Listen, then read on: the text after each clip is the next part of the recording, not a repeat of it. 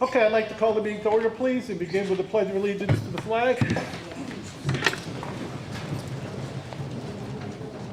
I pledge allegiance to the flag of the United States of America and to the republic for which it stands, one nation, under God, indivisible, with liberty and justice for all. You know what? Now, roll call, please, Madam Secretary. I don't. Just run through the names. Oh. Yeah, you got it.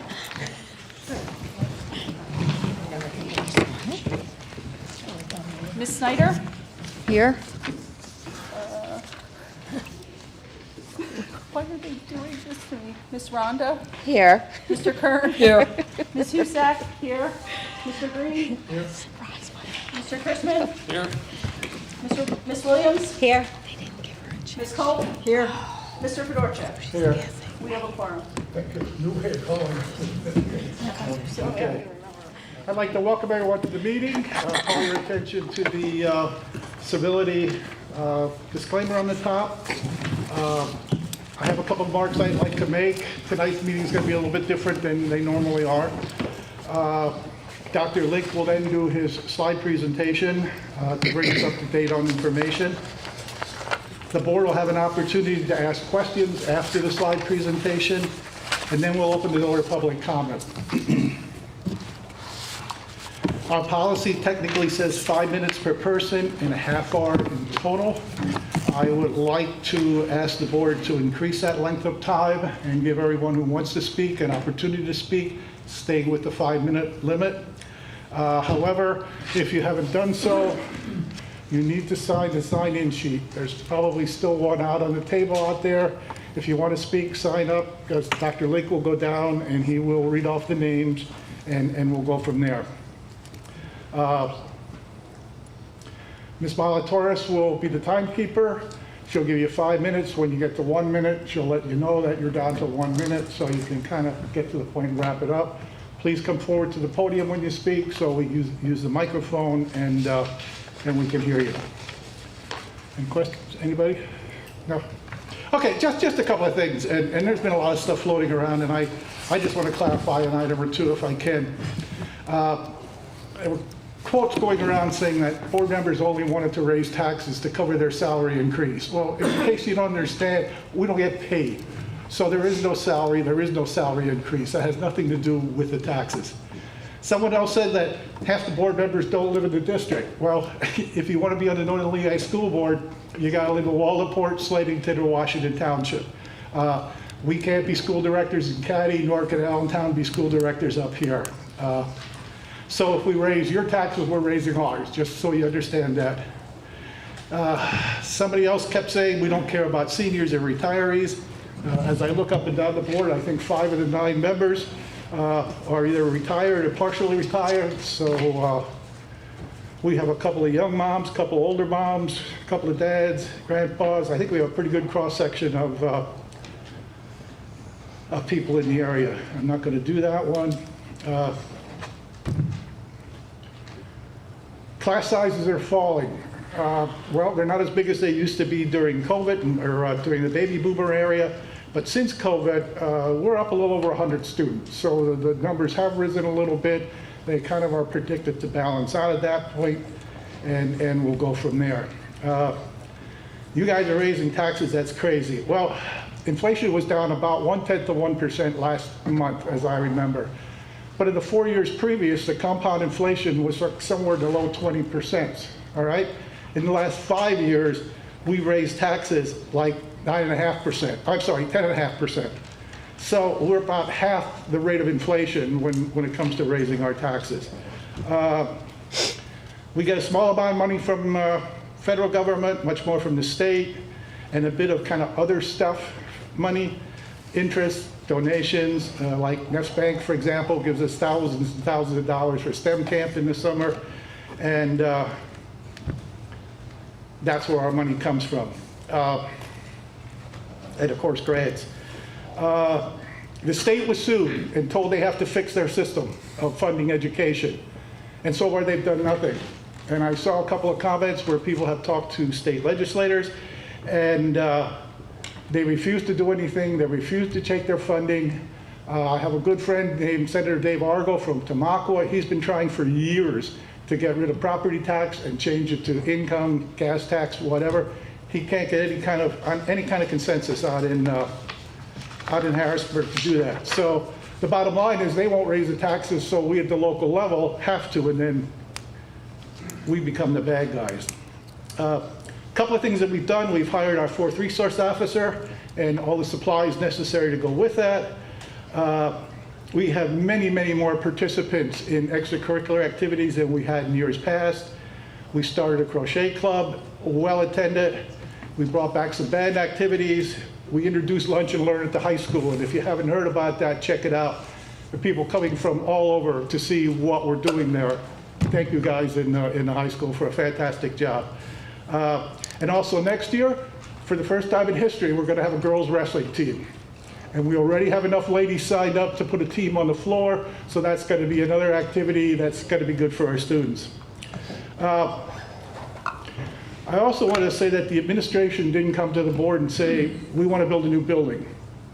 The board at their committee meetings have been looking at this for 2-3 years now. The education committee under Mr. Kern has been saying, how are we teaching our kids? What curriculum are we using? Are we using the right one? Are teachers communicating? Are they collaborating?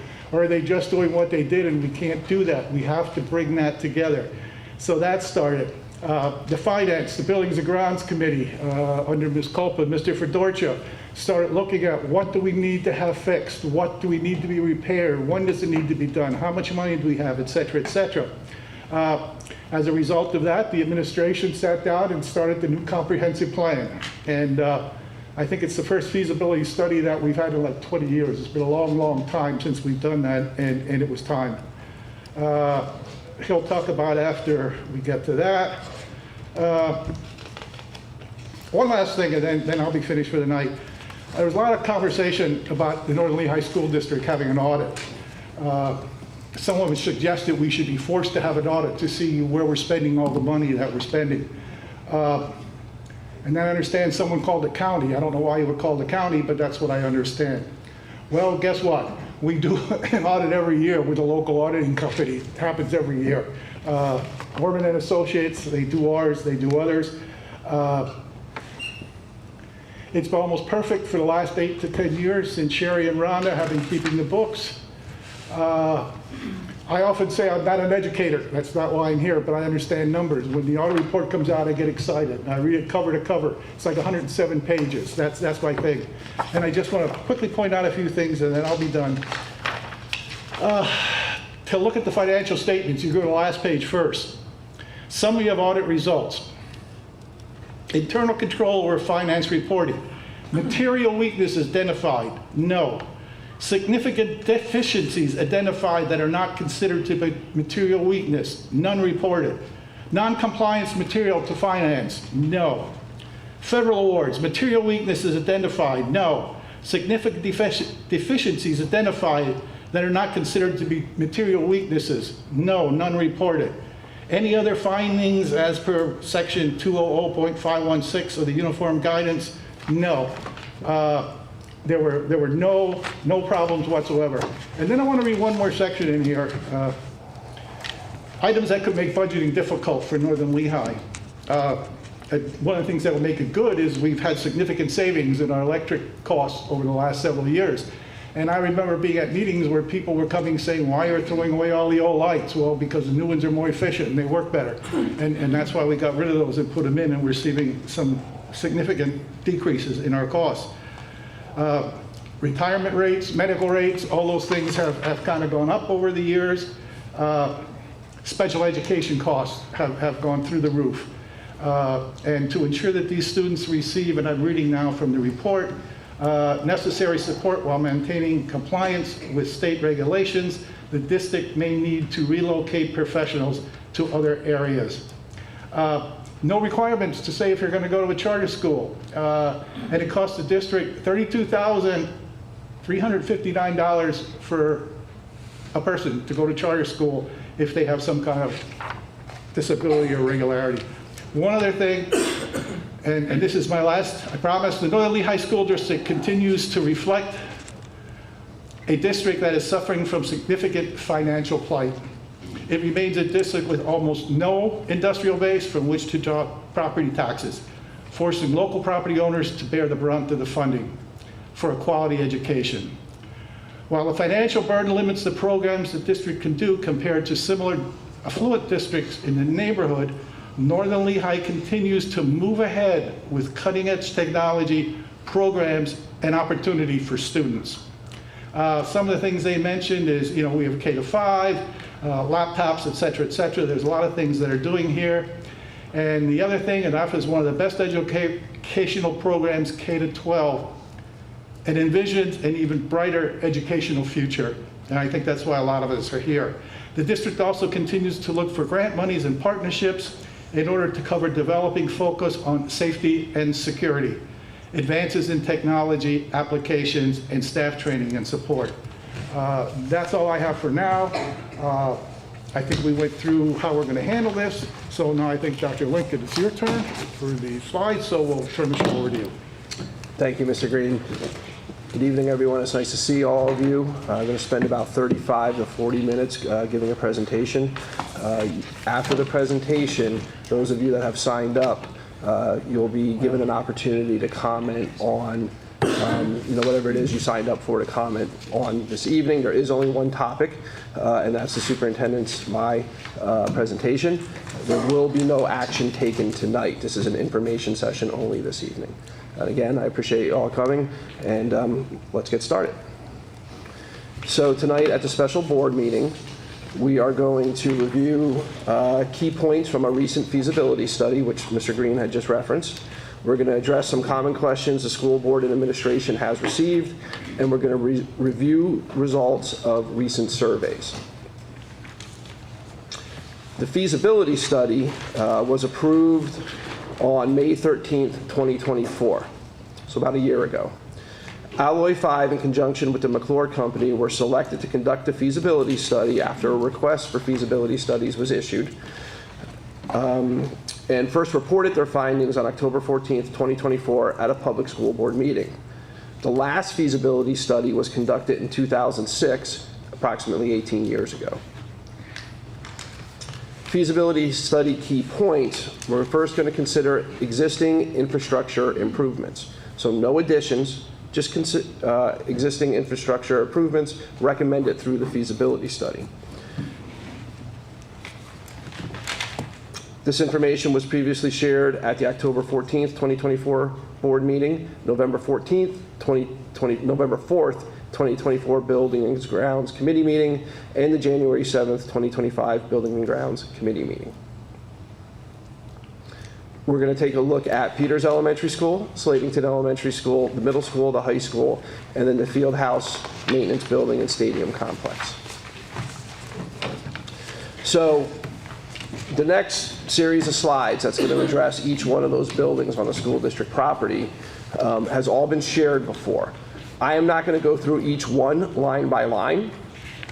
We will post this presentation. I'm going to recommend to the school board that we switch it up a little bit and not wait until the full minutes are approved. We post the presentation as presented this evening, unapproved, to the school district website tomorrow. So you'll be able to access it. It will be on the school district website. There's a lot of information in here, and I'm not going to spend hours going through it this evening, but it is accessible to you. Peters Elementary School, to do just building upgrades to Peters Elementary School. If it were to stay online and not be shut down due to a transition to a common campus model, we're looking at approximately $12 to $14 million to renovate Peters Elementary School over years. It wouldn't happen all at once, but the engineers and the architects are recommending that we address, and these are the big bucket areas. Anything in red is high priority down to dark green, which is very low priority. ADA and code compliance upgrades, interior doors and hardware, electrical upgrades, fire alarm system replacement, and upgrade the public announcement clock system. And then things like replace the ballast roof, replace the clock system, replace some kitchen equipment, replace a heat pump, building envelope improvements, plumbing fixture replacements, and then replace the heat pump system. That's actually in the best condition out there right now. So all of those big buckets that I just listed over the next 2 slides are line itemized, almost like the cost for each singular project within there. Ladies and gentlemen, I'm not going to read all of these to you. These will be available to you. Just know that the total comes to about $12 to $14 million. Okay?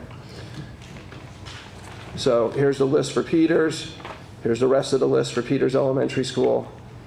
And now I'm going to transition to Slatington Elementary School. As many of you are aware, Slatington Elementary School was the most recently fully renovated building.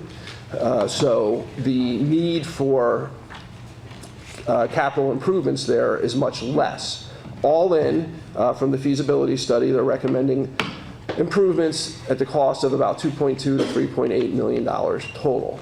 There, the big bucket areas are upgrade the HVAC system controls, electrical upgrades, fire alarm system replacement, and install water softener.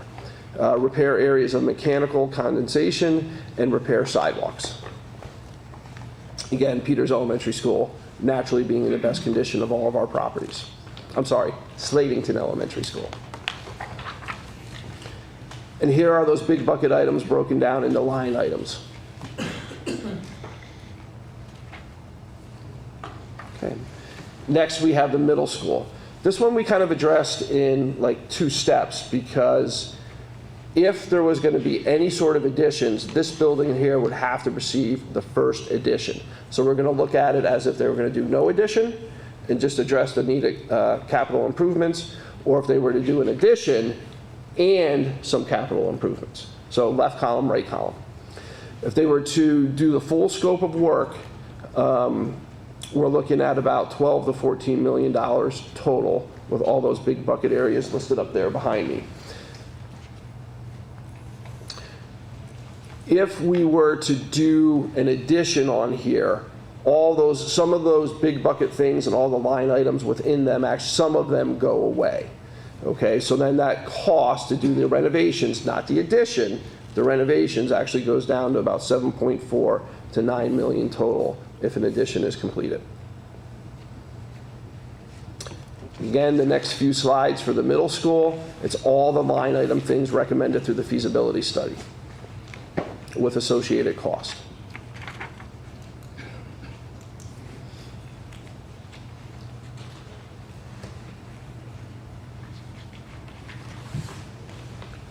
Next, we have the high school. High school projected cost to do the capital improvements to the high school is about $14.4 to $16 million. Again, big bucket items are listed down there. Everything from, again, you'll notice some things in our buildings, it's almost like a pattern. Fire alarm system replacement. Really, that doesn't necessarily mean like the sprinkler heads. What that means is the control panels for all the fire alarms. We'll see that a little bit later. Again, a water softener installation, code compliance, clock systems, some kitchen equipment, casework, building envelope improvements, some interior lighting, air handler and chillers, and some exterior improvements to the facade of the building. Those are broken down into line items over the next couple slides here, again, which will be available to you up on the website in the near future.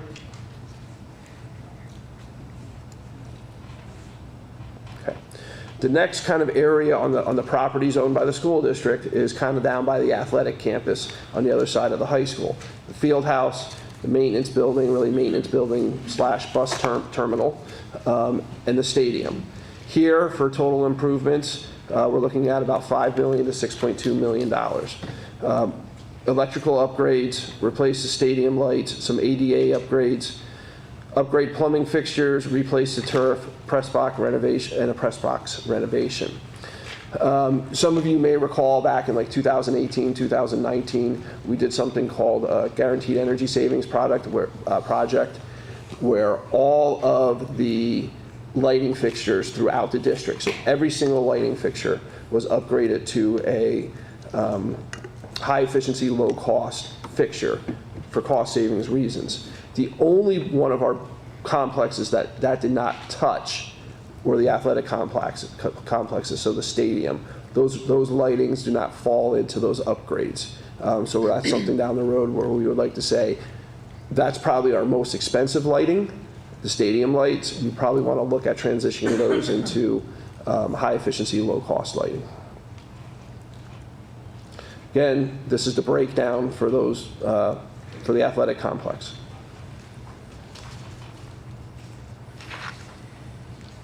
Okay. Another part of the feasibility study was to maybe not do all those singular capital improvements and consider transitioning to a common campus, where Peters Elementary School would eventually go offline, be integrated into Slatington Elementary School. But the first thing that would have to happen would be for 6th grade, currently at the Slatington Elementary School, to come to the middle school. So then the grade configurations would be K to 5, 6 to 8, 9 to 12. That's what we would consider a common campus, and eventually we would take Peters offline and look to sell it. For this particular building, the light blue section would be the designated area for the addition. So that would be a proposed single-story addition. So basically, if you were to leave the auditorium, turn right and go all the way to the end of that hallway, kick out the wall, that's where we would put the addition then. And then we would have to do some kind of like secondary type of entry points, as well as redo some of our like van drop-off areas, especially for our children with special needs. So the middle school addition, which would be about 18,500 square foot, is estimated to be anywhere from $10.6 million to $12.2 million for probable cost. If you would want to do the additional infrastructure improvements on top of that, you're looking at about another $7.4 to $9 million on top of the cost of the addition. Okay, next we're going to take a look at Slatington Elementary School. If you've been following along in the public presentations, you'll know that here we're looking to do a, so likely 2nd grade would backfill the rooms vacated by 6th grade. We would still have to put an addition on for kindergarten and 1st grade. That would be the larger light blue section up here. That would be a 2-story building. We are also proposing that we add on a much larger additional gym space dedicated for like athletics, not only for the children during gym class, but also, I'm sure most of you are aware, just about all of our gymnasiums in the district are used by the community youth athletic associations and some adult groups really throughout the school year. So we would like to be able to continue that tradition. And then the current gymnasium which is actually a gymnasium / stage / auditorium at Slatington Elementary School, is undersized. If you've been to any of our events there, especially any of the senior citizen events, it's tight. We would keep that online to do kind of smaller, large group activities. So that space would still be available. The very small light blue box over here would be an addition onto the cafeteria, which would be some dining area, but then also some addition to the current Slatington Elementary School kitchen to make sure that all the food can be prepared in a timely manner for the children. So Slatington Elementary School addition, just an addition, is projected to cost $26.8 million to $30.2 million, probable cost. Okay. So that was a quick walkthrough of the feasibility study, again, which can be found in all of our board minutes, either in the minutes with the presentations linked, or through the live streams. I hope all of you are aware, but if you're not, I'm going to remind you all that every single committee meeting and school board meeting going back, I think a couple years now, can be live streamed through the Northern Lehigh School District YouTube channel, which is linked to the school board webpage on our website. So they're all available there. You can just look at the presentation, or you can watch the presentation with the voiceover.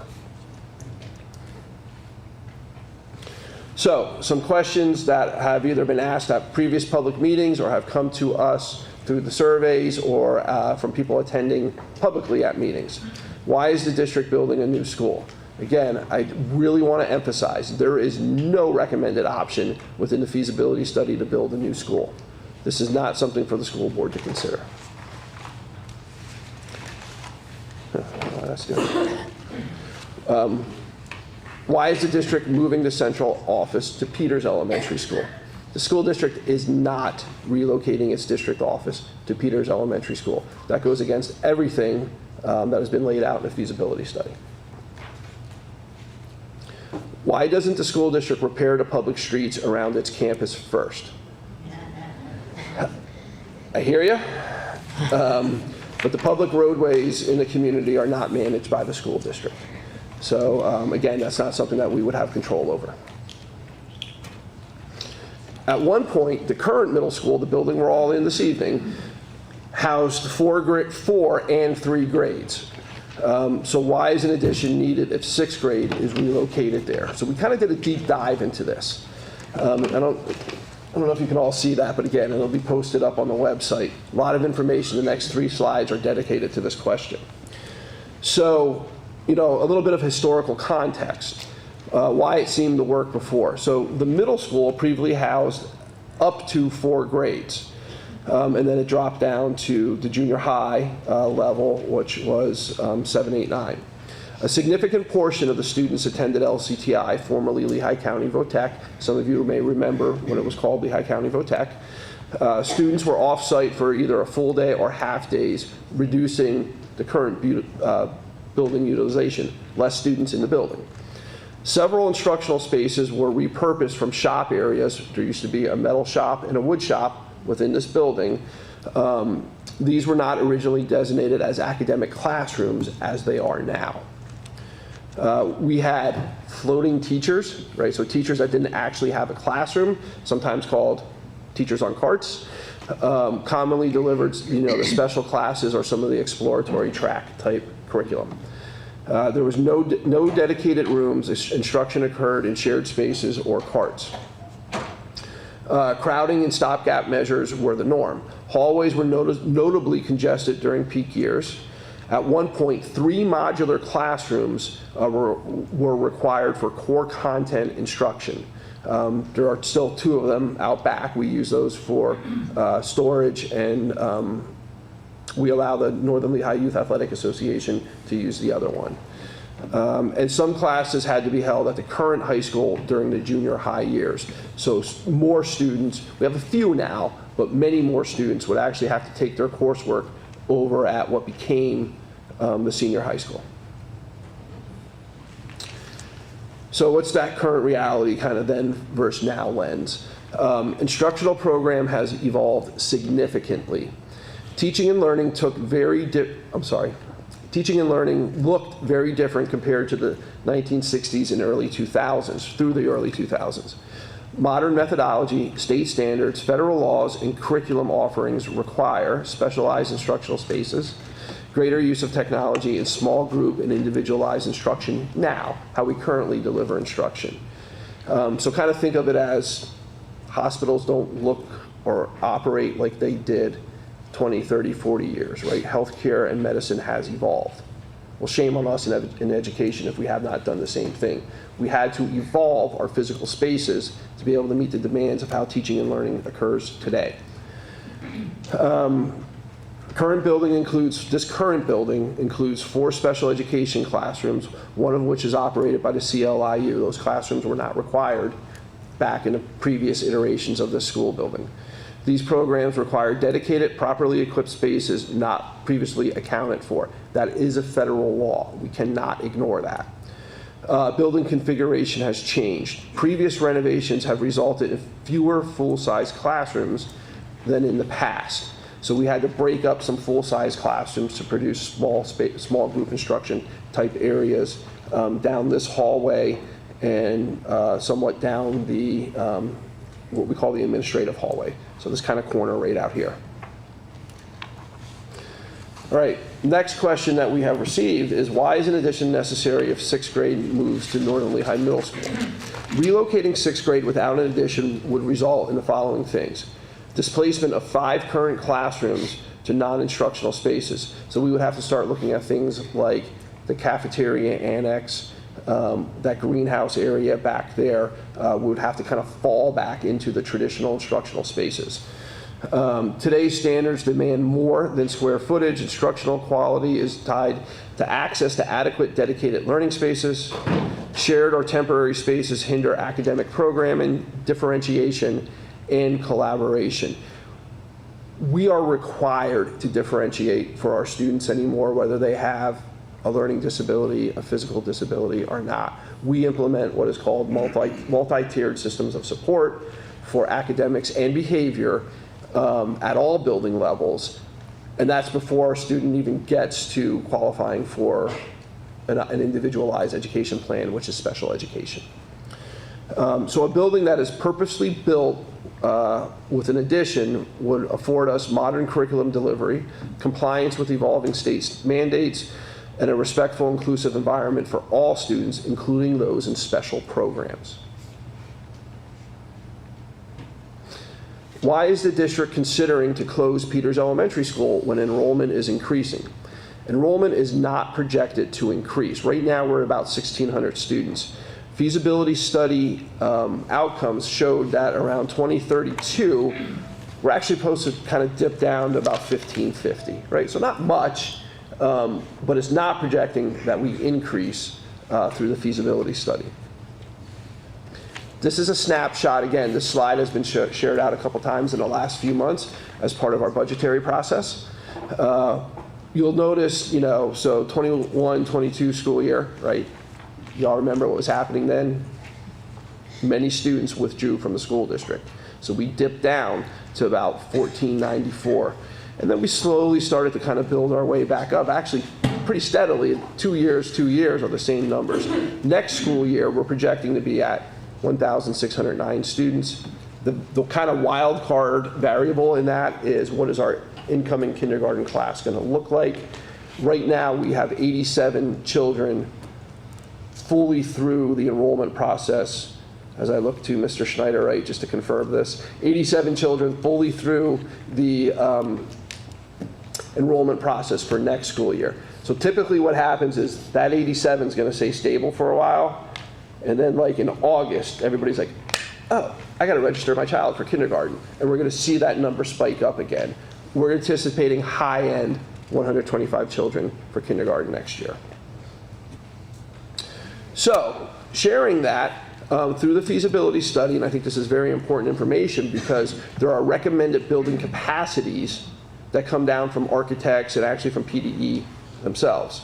Right now, our current configuration, Peters Elementary School is about 87% capacity, Slatington's at 93, the middle school's at 73, and the high school's at 83. So I'm just going to let that linger there for a second. Okay. If we were to put an addition on the middle school, those percentages shift. Still 87 at Peters, right, because it still would be K-2. Slatington would dip to 66%. The middle school would go up to 81%, and the high school would stay at 83%.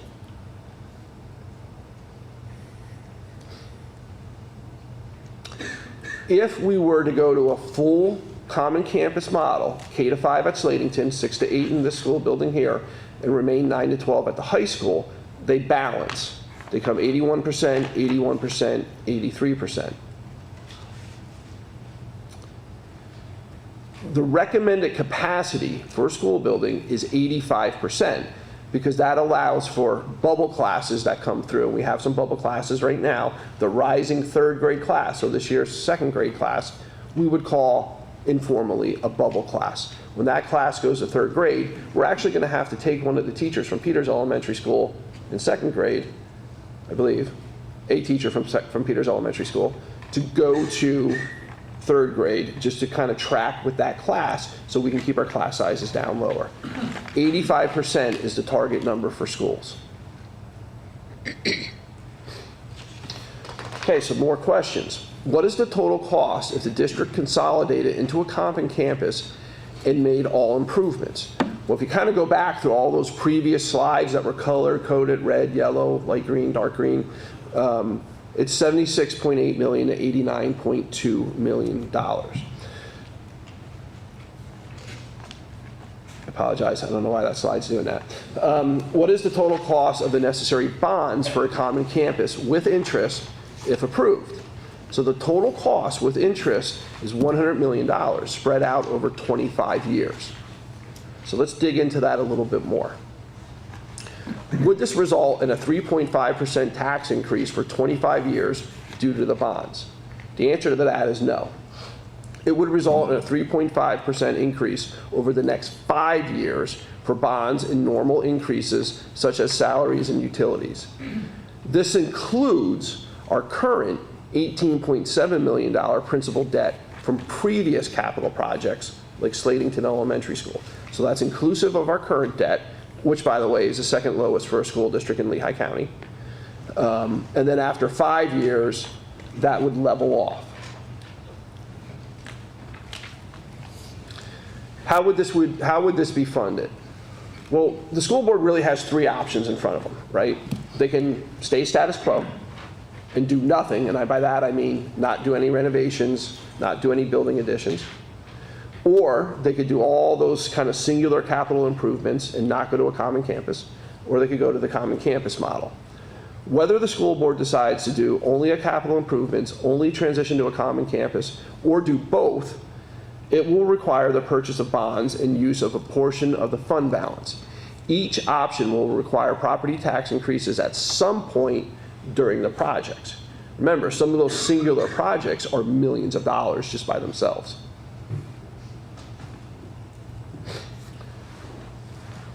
Excuse me. Would all Peters Elementary School staff come to the combined Peters Elementary, Slatington Elementary building? Secondly, is there opportunity to cut staff? So yes, the plan would be to transition all of PS faculty, staff, school police officer, and administration to Slatington Elementary School after additions are complete. The second part of the question, we are not recommending that we use this as an opportunity to decrease staff. I want to be very clear on that. Due to the enrollment of a K-5 school, approximately 750 students, so that would then become our largest school as far as enrollment goes in the school district. It is not recommended to furlough any positions. We would operate in an upper and lower school model, right? So if you looked at that addition, you can see that they're easily, the building is connected, but we can easily partition where the children are within the building, and they can function like a school within a school. Okay, so what does that do for transportation, right? This is an important topic for us. What are the implications for transportation? So I'm just going to kind of read this table to you. Again, this will be available on the website. In our current model, we drive 1,799 miles daily. The proposed, which would require an additional 4.5 buses, would drop to 1,485 miles daily. So less miles, 314 miles less daily. The runtime average would drop by 1 minute. Okay, so about 38 minutes is our average bus run now, would drop down to 37 minutes. Now, we have some bus routing software that does things that I don't fully understand, but our coordinator of transportation is well adepted in this. So we can actually write down to a minute of how long each bus run is. We can calculate this. And he's run all the models for if we were to transition to a common campus. Number of rostered students per bus average would stay about the same. It would go up by 1 student. 36 rostered up to about 37. Daily fuel gas cost. Right now, it's $37.57. It would drop down to $27.21. That's daily. So it'd be about $10 less. Daily fuel diesel cost, right? So our vans run on traditional gasoline, our buses run on diesel. That would go from $246 daily down to $154, less mileage.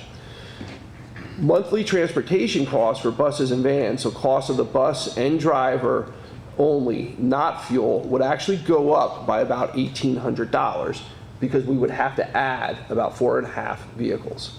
So it would go from $166,210 to $168,000. Yeah, $168.67.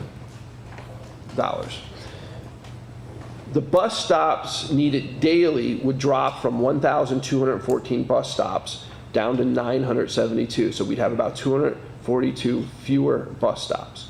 So some other things to consider about transportation. While we do see an increase in our transportation costs of $16,716 for the year, the reduction in fuel cost over the same time would generate a savings of a little over $18,000. So net difference, we're coming out about $1,015 ahead when you look at the cost of labor compared to the cost of fuel. Fewer stops will improve the safety for our students and drivers and aides. We now have data on this. I think many of you are aware that we instituted the bus patrol system, so we can track how many bus stop violations there are. The more bus stops there are, the more violations there are.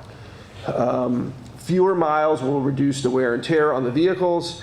And then, this is important, this all assumes that 6th graders would be considered walkers at the middle school, like the 7th graders and 8th graders currently. Again, that was a lot. You can review all of that when it's up on the website. What is the market value for Peters Elementary School if we were to close and sell it?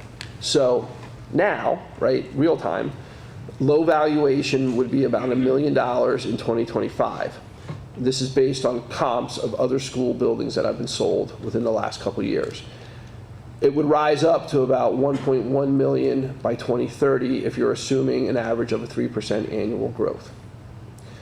High valuation, so if somebody could come in, purchase that building, and really not have to do any sort of infrastructure changes to it, kind of almost like turnkey for them, whatever the purpose would be, you're looking at about currently $1.8 million to $2.4 million, up to a high end of about a little over $2 million to $2.8 million in 2030. Tax revenue would be determined based on who the purchaser would be, right? So whoever purchased it, they're either going to be taxable or they're going to be non-taxable. We can't control that. What would be the impact of moving 6th grade to the middle school on existing staffing and certifications? We would be able to cover all required courses, and it may create some additional flexibility for Northern Lehigh Middle School teacher assignments, and may have master scheduling implications for grades 6 to 8. That's something that we would have to explore as we go through the process. Would we offer additional elective courses for a true middle school model? That's the goal, right? We want to provide all of our students with as many opportunities to have access to highly engaging curriculum. We need additional time to explore what this would actually look like, though. Is there a need for an additional assistant principal or dean of students in 6th grade if 6th grade moves to the middle school? So currently we have Peters Elementary School with about 390 children in it, one administrator. And one principal at Slatington, which has almost 500 children, 487, and one principal. If 6th grade moves to the Northern Lehigh Middle School, there would be approximately 380 students, and it would have one principal and about approximately 0.4 assistant principal. Mr. Williams, raise your hand there. If you haven't met Mr. Williams yet, he's our new secondary assistant principal. He's doing an excellent job. He just did a phenomenal college career readiness fair. I hope some of you got to see it or at least read about it. He shared amongst the middle school and the high school. So it kind of fluctuates, but it's about a 40-60 split. Administration, so we would not recommend that we add an assistant principal. However, we would like the opportunity to explore the possibility of a dean of students for Slatington Elementary School and the Northern Lehigh Middle School if we transition to a common campus model. I mentioned this earlier. This was a question that came through earlier on in the process. Why do fire systems have to be upgraded at all schools?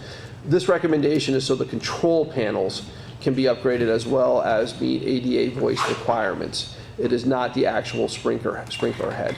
So as we transition into upgrading, which we're going to have to do eventually either way, our fire systems, it has to be the light strobe, the sound, but also a spoken voice to comply with ADA. What does moving 6th grade to the middle school accomplish? Well, it relieves overcrowding, eases capacity issues at Slatington Elementary School by reallocating space, aligns with the curricular needs of a true sixth grade model. It improves our special education continuum of services. In Northern Lehigh, like many school districts, we have a group of children that qualify for special education services. They are our most in need of the most additional support because of their type of disabilities. So we have what we call a life skills program at Peters Elementary School, at Slatington Elementary School. There's not currently one in this building. And then we have one at the high school. The children that would be going to the middle school stay an additional year at Slatington Elementary School. Then they leapfrog over this building and start at the high school younger than the traditional high school student. If we were to go to a common campus model, or at least put sixth grade in this building, that would afford us the opportunity to do something that we've never done before. And that is to have a full continuum of services for our most needy children in the school district. And by needy, I mean it comes to the supports that they need for learning. Oh, hold on. Access to dedicated resources, enhanced learning environments, and multifunctional large group instructional spaces. If we were to do this, we would reimagine what we are doing currently in our current library here to open it up to be more of like a makerspace, project-based learning, STEAM and STEM type activities.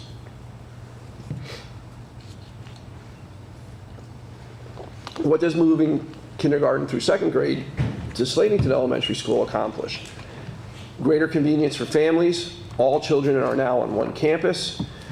Enhanced safety and oversight. All the school district school police officers, some of us are with us this evening, would all be on one main campus. We would not have one individual school police officer out in Washington Township by himself, where oftentimes the closest state trooper, right, because that falls under PSP domain, could be 20, 30, 40 minutes away.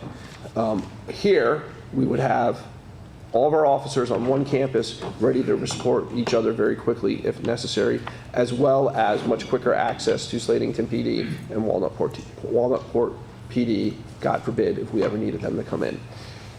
Operational and financial efficiencies. Listen, if we take Peters Elementary School offline, there's going to be a lot of things that we don't have to do anymore as far as our maintenance and custodians go. Every time one of our maintenance people has to go out there, they need to get in a truck and drive out there to serve whatever it is that they need to do out there. That goes away. As well as all the cost of utilities associated with Slatington Elementary School, all the cost of the property upkeep, like cutting the grass, all the acreage out there, that goes away. Snow removal, that goes away. And we would be able to turn around our campus here much quickly when we have things like winter events. Improve staff collaboration. All of our professional staff and support staff and administration would be on one campus. That would be a game changer for professional development days. And then expanded student opportunities. More opportunities for our K-5 students to participate in additional programs and services, as well as enhanced flexibility for special education services, as well as opportunities for, and this is something that we're really trying to push here in Northern Lehigh and many school districts across the state,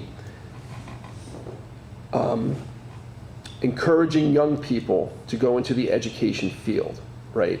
Well, one of the best ways to do that is to get our high school students interacting, supporting, working with our younger children, K to 6. So for instance, we have our National Honor Society student government at the high school. Near the end of the year, we put them on a bus, and we take them over to Peters Elementary School to spend a day working and supporting the young children over there. Well, that becomes a walk, right? We no longer have to pay for the transportation to get our older children working with and mentoring our younger children in this type of model. Okay, so now let's go into so there were 3 surveys issued.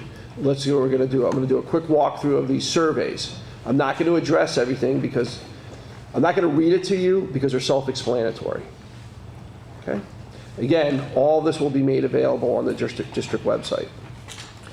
So, community survey first. You had 270 responses. That's about a 3.2% response rate based on the per capita tax rolls, which is a target, right? It's not an absolute, of about probably a little over 8,000 people. First question, is this the first time you've heard about the proposed common campus? It's about a 50-50 split. What is your connection to Northern Lehigh School District? The top three were, the respondents were an alumni, a parent of a former student, or a resident with no children in the school district. Are you a resident and/or property owner in the Northern Lehigh School District? Now remember, you were supposed to be either a property owner or a resident in Northern Lehigh School District to respond to this. Two people decided to respond anyway because they weren't in those buckets. That's all right. They actually canceled each other out. But just know that about almost 100% of the people fell into this category. How long have you lived or owned property? The greatest number, about a little over 71%, it's been over 11 years or more. Have you interacted with Northern Lehigh schools in any of the following ways? Overwhelmingly, 80% of the people interact by attending events, whether it's sports, performances, musicals, or just kind of meetings like we're all here for this evening. And then it goes down to volunteering, which I love to hear. Please continue to volunteer. And then other. Do you believe the common campus model would positively impact the local community? About 50% said no, 30% said yes, and a little over 20% said, you know what, I'm not sure yet. Do you believe this model would make Northern Lehigh School District more attractive to families? About 60% said no, 26 or so percent said yes, the rest said not sure. Do you think a common campus would help the district attract and retain highly qualified teachers and staff? Excuse me, about 60% said no, about 18% said yes, and about 22% said not sure. Do you support the proposed common campus model? For the community members, about 55% said no, 22% said yes, and about 23% said I'm not sure. Would you be more likely to attend events? About 67% said no, 15% said yes, 17% unsure. Are you concerned about the potential for tax increases? About 91% said yes, and then, I don't know, about 7% said no, and about 3% said I'm not sure. Would you like more opportunities to learn about the proposed common campus? About 57% said yes, 42% said no, which led us into the next question. Are you interested in participating in community forums or focus groups? Interestingly, about 65% then said no, and 35% said yes, but I'm glad you're all here tonight. Please keep coming. What do you see as the top 3 benefits of a common campus? I am not going to read all these. I'm just going to let this hang up here a little bit. Again, it'll be available to you in the near future on the district website.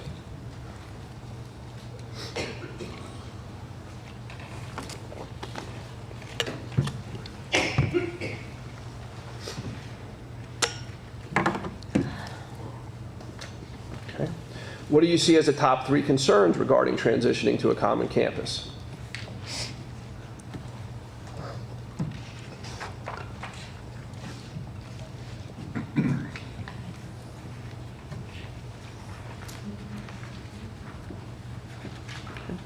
Next, we're going to do the employee surveys. We had 175 responses, which is about 66% of our total all of our employees in Northern Lehigh. By far, the greatest group to respond was the professional staff, so teachers, school counselors, school nurses, and then our support staff. Which buildings do you currently work in? Knowing that we have some people that change buildings throughout the day or throughout the week. How long have you been employed by the district? I love seeing this. The majority of them, it's been more than 11 years.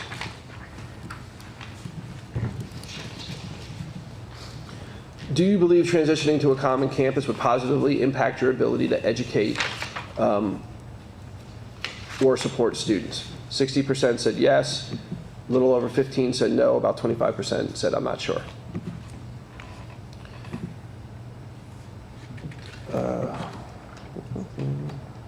There we go.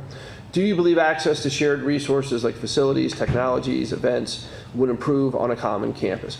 80% said yes, about 13% said not sure, the rest said no.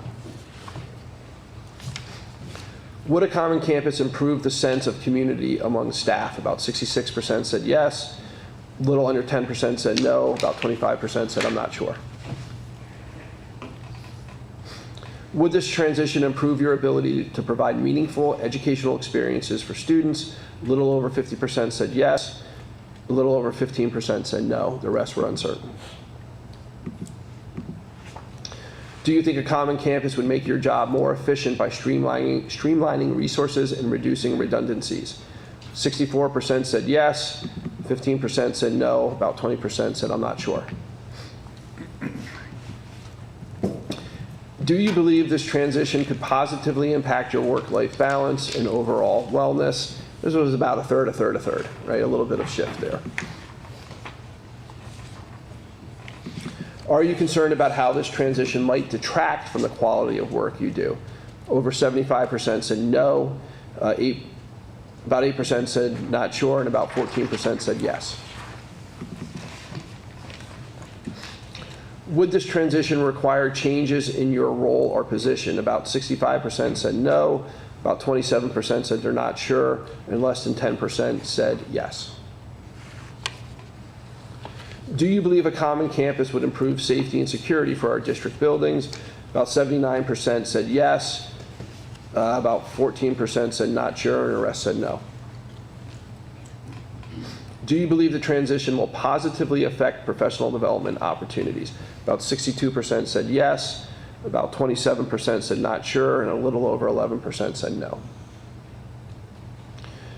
Do you see clear benefits to transitioning to a common campus? About 75% of our employees said yes, about 10% said no, a little less than 10%, and about 15% said they're not sure. What concerns, if any, do you have about transitioning to a common campus? I'm just going to let that slide linger up there for a little bit.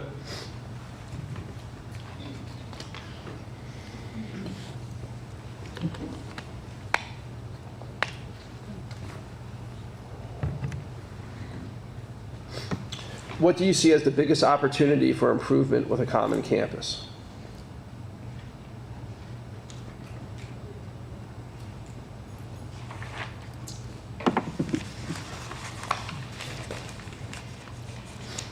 I should have said when you see a slide formatted like this is like a thematic analysis of all the responses that we got, right? So if I would have written out every single response, 106 slides would have gone up to about 1,000 slides.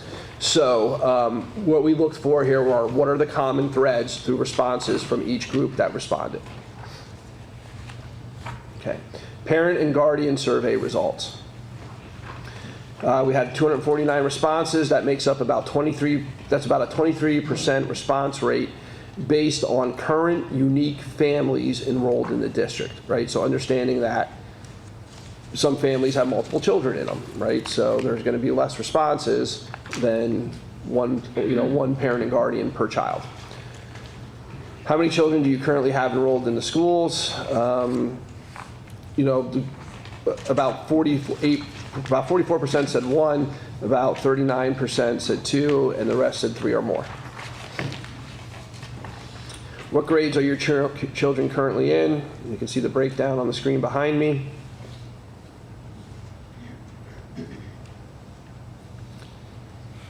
Do you believe that a common campus could offer your child an improved educational experience?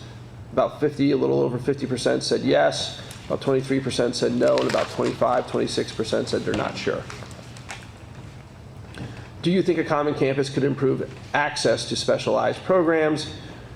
Almost 68% said yes, about 15% said no, and about 17% said they're not sure. In regards to a transition to a common campus, how important are expanded educational opportunities? Overwhelmingly, people said a score of 5, which is very important. In regards to a common campus, how important is student safety and security? Overwhelmingly, a little over 91% of the respondents said very important.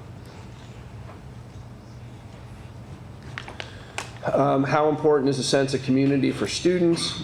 Again, overwhelmingly, about 64% people said very important. How important is efficient transportation? Again, greatest respondent category was very important at about 68%. How important is access to extracurricular activities? Again, very important, about almost 64%. Have you ever had or do you currently have children attending multiple school district buildings? 62% said yes, the rest said no. Would it be beneficial to have your children on one campus? 69% said yes, almost 16% said no, and about 15% said they're not sure. Do you think 6th grade is more appropriately placed in the middle school? About 75% said yes, about 12% said no, and about 12% said not sure. Would a two-schedule system, so if we were to go to a common campus model, start of day, end of day, we would have one start, one end for K-5, one start, one end for 6 through 12, as opposed to the current three-schedule system, be beneficial to your family. And about 52% said yes, that would be beneficial. About 27% said no, and about 20% said they're not sure. How would this transition affect your family's participation in school events? About 76% said no change at all. I'm going to keep doing what I do. About 21% said it would increase, and the rest said it would decrease their participation. I will say, when we have an event here in our schools, parents and guardians show up. Like, they really come out to support their sons and daughters. Do you believe this investment would improve educational quality in the community overall? About 53% said yes, 20% said no, and about 27% said they're not sure. Are you concerned about the potential for a tax increase as part of this transition? About 75% said yes, the rest said no. How do you think the common campus model would impact transportation? Almost 50% said they think it would improve it, or at least for their circumstances. About 18% said more challenging, 12% said no change, and about 20% said they're not sure. What concerns, if any, do you have about transitioning to a common campus? I'll just let that hang up there a little.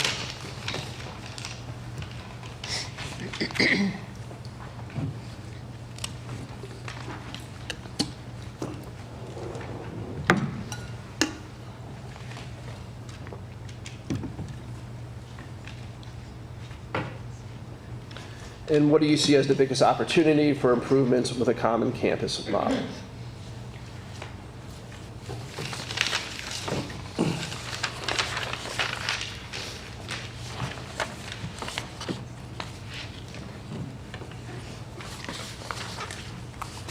Okay.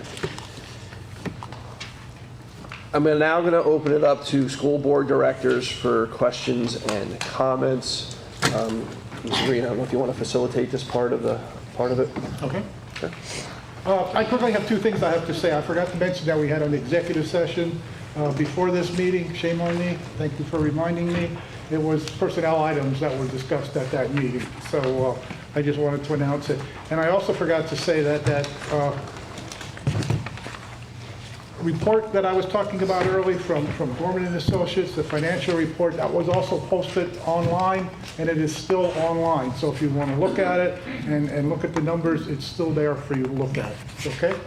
Having said that, anyone on the board want to comment on the slides?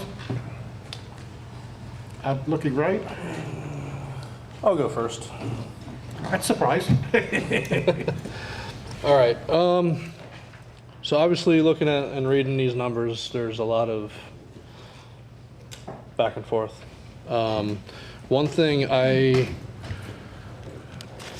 wish I probably would have seen, I don't know if it's something that you're able to answer or not, on the employee survey results.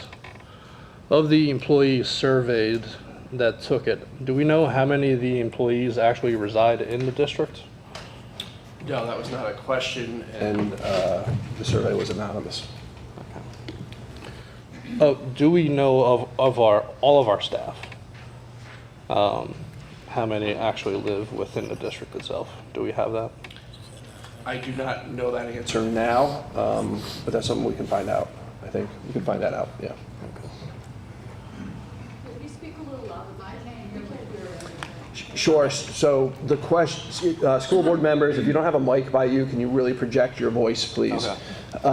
Mr. Christman's question was, how many of our current employees are school district residents?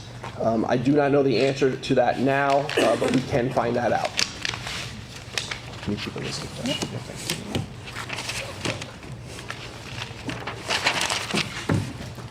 Anything else, Mr. Christman, at the moment? Yeah, one other question. I'll try to speak louder for you guys in the back. I apologize. In the renovations list, probably a big portion of the cost of some of these renovations, there's a lot of ADA compliance things. Now, correct me if I'm wrong here, a lot of these ADA compliance stuff, we are grandfathered in since we have not made any significant changes outside to a lot of these buildings. So although they are red and they are critical, we are technically still grandfathered in unless we start making major changes outside, and then at that point we would have to be compliant. Is that correct? So I'm going to say generally, yes, and then I'm also going to look to our architect to maybe jump in on this one. But yes, we're grandfathered in for many of them.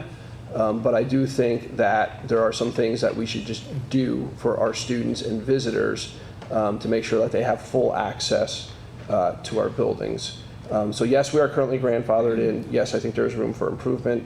That being said, I'll turn it over to Miss Emily Liuzza from Alloy 5, who is one of our architects. So technically, when I'm sorry, Emily, if you want to, maybe either stand up and face the audience or use the mic. Thank you. pretty loud, but I can talk to a mic. So technically, in 1992, when ADA was enacted and passed nationwide, technically every building was immediately out of compliance. So ADA is not, it's not the same as building code compliance where you technically are grandfathered in. It's a little bit looser in the sense that you may continue operating, but it does not save you from being sued at any moment in time. So if a building is not to ADA compliance, technically a lawsuit can still come about and can be won because anything not to the ADA standard is technically out of compliance. So it's not to say that every building immediately has to be upgraded. It is just to say that there are potential issues or lawsuits or things of that nature that can come about because of the non-compliance. I know it's not that straightforward, but hopefully that helps a little bit. Thank you. Okay. I'm good for now. I'm sure I'll have more later. Still looking right. Anyone else on the right? Any questions, comments? No? We'll come back to you. Don't worry about it. Okay, looking left. Just a quick question. The time frame, if we would choose one or the other, so if we would choose to go the renovation way, what time frame would those changes be projected for? And then if we choose to go the common campus, what time frame would those changes be for? Sure, so good question. Both of them would be spread out. The renovations one would be spread out for, probably at least 10, 15, maybe as many as 20 years, depending on what the project is and the criticalness of the project. If we were to go to a common, and we could start that, honestly, some of those projects, if we were going to try to do it kind of piecemeal over the years, we could start that as ready as the board is, as soon as the board is ready to take action on any of them. Knowing that some of them have much bigger price tags, so we would need to, need a little bit more time to plan those. You got to go out for, put everything out for either an RFP or a bid, that type of stuff. If we were to transition to a common campus model, I would say we could probably break ground on that within the next year, especially for this building, once we go through working with our financial advisors and getting all that firmed up. And that would take over a period of time. Yeah, that would take, Liuza, again, but I'm thinking that would probably take until Peters would actually go offline, 8 years, probably about 8 years, yeah. And then you had mentioned that if we choose to do either the common campus or the improvements, any of those items, they would have to go out to bid, so it's not just one contractor that would bid it? Would we get multiple bids, or is it kind of a, this is it? So it depends on the cost, right? And I'll look to either our school board solicitor, Mrs. Molitoris, or back to our architect for a more definitive answer on that. But we would have to follow all bid requirements. So I don't know if anybody wants to weigh in on that a little bit more deeply. Is your question, is will we get one contractor to do the whole project at Peters, or will we get individual contractors to do, like, one to do the wiring, another? No. No? So say we progress and say, okay, we want to do the common campus. We have a value of what those estimates are. Would that common campus request go to multiple general contractors or engineering firms, or however that goes out? So we might have contractor A give us $1 million, contractor B give us $10 million, contractor C $20 million, and we can choose. And it will be the same RFP, so the same bid. I'm not certain about that. I'm going to let Emily answer that particular process. So we discussed this a little bit. They, because of the way the transition would happen, they would, architecturally, we can kind of document them all at once. Public bidding wise, because they are two separate buildings and everything, it would be two separate projects from a project standpoint, a construction standpoint, excuse me. Public bidding works, any larger school district projects such as both of these would have to go through public bidding. So not only would we have to do public bidding, we'd have to do Act 34. Both of these projects require that. Both go through the Pennsylvania Department of Education review. That sets your cost per pupil. So that is essentially, in short, it's called the Taj Mahal Act from the 80s. It's so that you are not overbuilding per how many students you are housing. So everything has to go through that. That wasn't exactly your question, but just know that there are standards in place for that cost and also how we did that cost estimate. But public bidding wise, it has to be publicly go out to contractors. How it works in Pennsylvania is you get 4 primes. So you have a GC, an EC, electrical contractor, a plumbing contractor, and HVAC contractor. So you, in other states there are single primes. Here there's not. You have the four primes, and you get bids for each of those. How lucrative the project is, how phasing works for your project, all of that kind of determines who and how many bid. There's no requirement for that from a public standpoint. You put it out to bid and you kind of see what you get in return. If you feel those bids are not favorable at that time, that can be assessed. If you do not get a bid for an EC or another contractor, that portion of the package has to be rebid and you have to find contractors to do so. That being said, they would be bid as 2 separate projects. Did that answer everything that you asked? I think. Okay.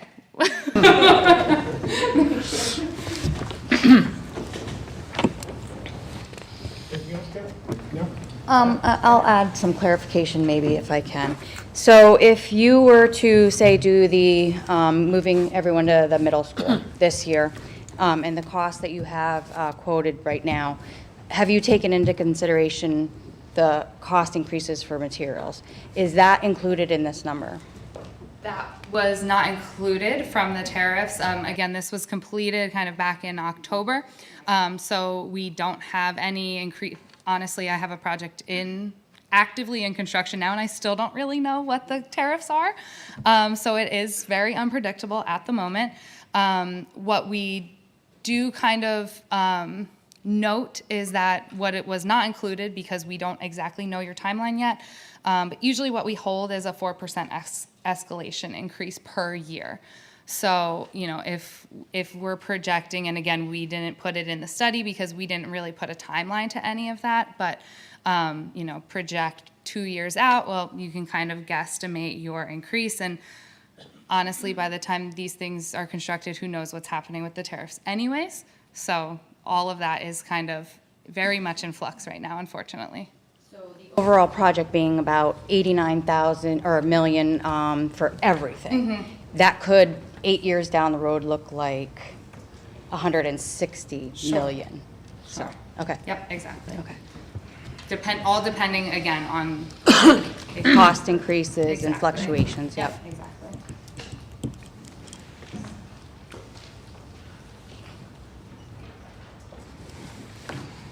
Anything else, Alex? That's Okay. it. Hey, Bob, any questions, concerns at this time? Well, we said the project was going to take about 8 years. So current elementary students really will be in high school. So we're really talking about the impact of elementary school students pertaining to middle school. So if I have a student in second grade, I don't know how long it would take. Let's say we decide we're going to go with Common Campus. I'm not saying we are, please.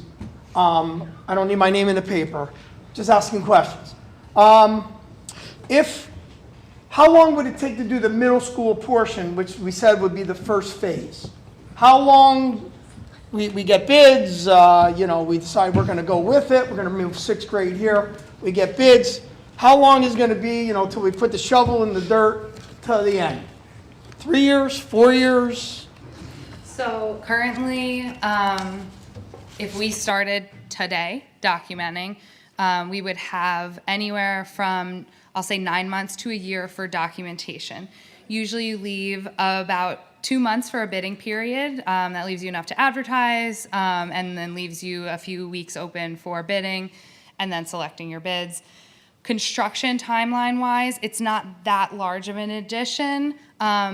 However, there are, you know, some things that have longer lead time items, electrical equipment, things like that.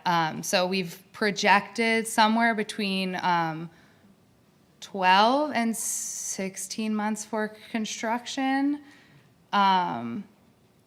for just the middle school edition. Slatington is slightly more complex. It has a longer timeline. It also has something that this building really doesn't, which would be phases. So that building, as you saw in the diagram, has essentially like 3 separate additions. For student disruption and, you know, making sure we minimize all of that, that would happen not all at once. So we're not touching every end of the building all at the same time. You would have a little bit more phasing there.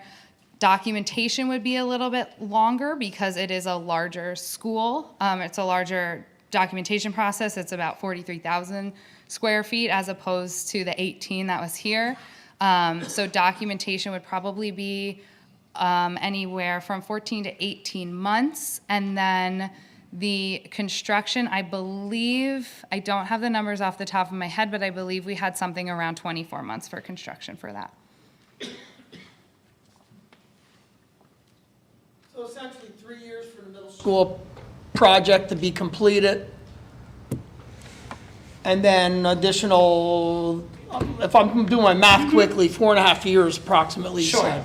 Now, that For the elementary. That being said, once our documentation, it depends how quickly you want to do things too, right? So we could speed things up on our documentation end, that we can start documentation of Slatington while this is under construction or while this is, you know, at the end of its construction documents. That is also a possibility. Usually that has to do with borrowing capacities, so how quickly the money can kind of turn around. But that just know that this timeline could also be consolidated as well.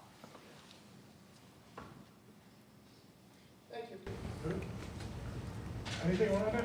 No, I'm good. Nope. No, I'm good. Okay. Look back to the right. Oh, sure. I got one more. Sorry. So in regards to taxes and tax reform and all that good stuff, which, again, I'm not a fortune teller, but I'm not a betting man either, but I'm willing to bet that's probably the reason why 95% of the reason why people are here. Do we as a district have the ability legally to cap taxes for senior citizens individually? So we did ask our legal counsel to look into that. I believe you asked that question previously, Mr. Chrisman. So I'm going to ask Attorney Roddick to answer that.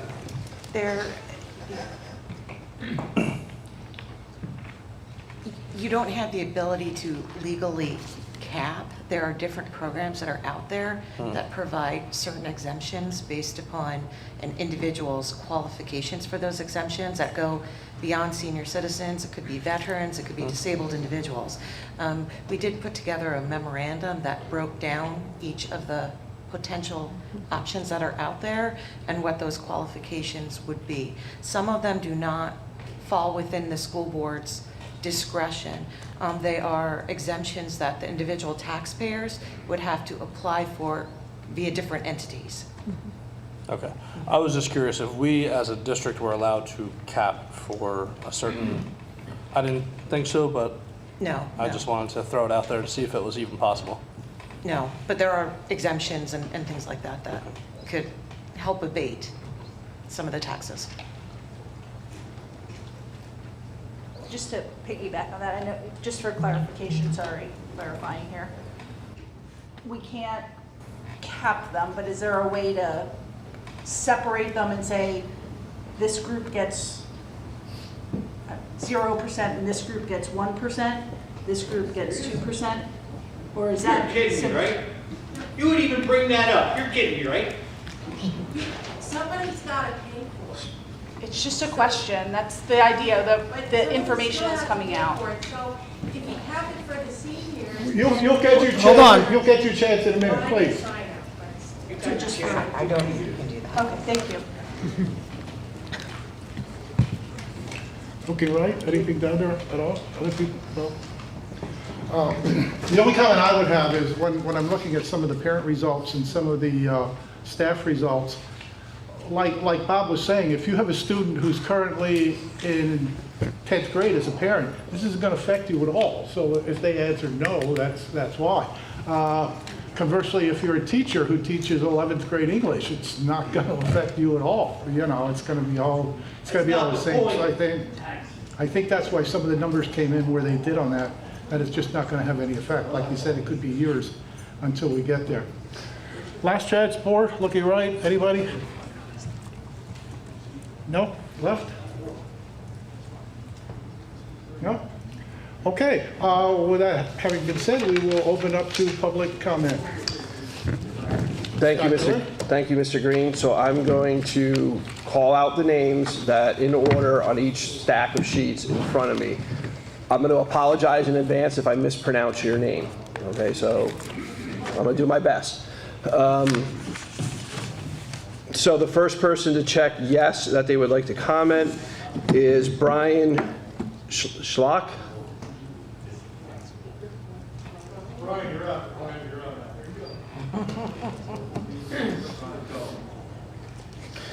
Again, remember, for public comment, it is public comment. We're going to request that you keep your comments appropriate for a public setting, as well as you will have 5 minutes to comment.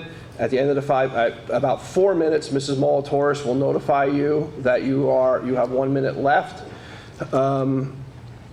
And it is public comment. All comments should be directed per policy to the school board president. It is not a back and forth at this time. You simply have 5 minutes to comment. Mr. Schlock. Yeah, first thing I want to know is who actually started this whole common. Is this on? Hello? I think I can talk loud enough. Who started this common thing. Who started this? Who started the common campus? This is public comment. It is not public question and answer. Oh, so now you don't want to answer questions. We're following our school board policy, sir. So there's no sense in you coming here. You guys got big issues. You guys are displaying surveys. Was any of these people, did we all get surveys? No. Were these people, were us taxpayers, were we given notice of any of this? Did we get a letter in the mail saying that this is what you wanted to do? Spend 126 million? Anybody got one? Nope. I rest my case. I never got a survey either. All you guys want to do is do what yous want to do, not what the taxpayers want to do. This is a Biden administration right here. What kind of administration? I don't know. Okay, next we have Kelly Lanko.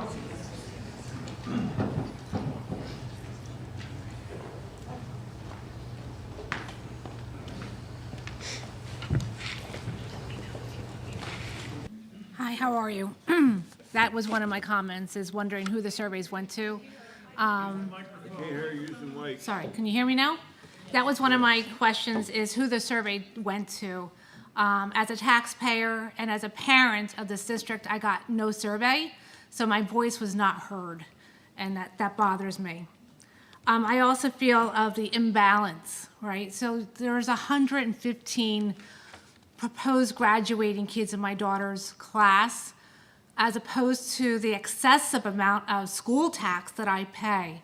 I am a fairly new resident, and my school tax is double from where I came from. And I came from a school district not far from here in Pennsylvania, with a comparable house that I bought. And the graduating class was double the size. And just a comment regarding tariffs. If the supplies were made in America, there would be no tariffs that we would even have to look at. Oh, I'm sorry, there was one more thing I wanted to ask. Very, very sorry. The big thing that I wanted to really ask, when we talk about charter schools, do we actually know the percentage or the number of children that are attending charter schools? Because that cost is higher for the taxpayers. My daughter attends a charter school because we tried Northern Lehigh, and we did not last very long in the school district. And I had to pull my daughter out. So she does attend a charter school, and a lot of it is special needs children. So my question is, with those costs going up, why are they turning to charter schools, and what is Northern Lehigh doing to pull those kids back into the schools to help them?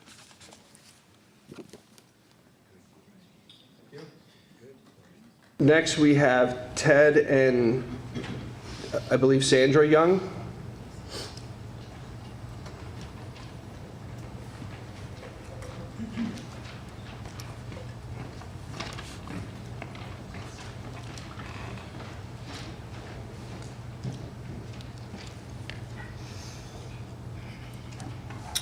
Good evening. Excuse me. My name's Sandra Young, and I've been a resident of Washington Township for over 30 years.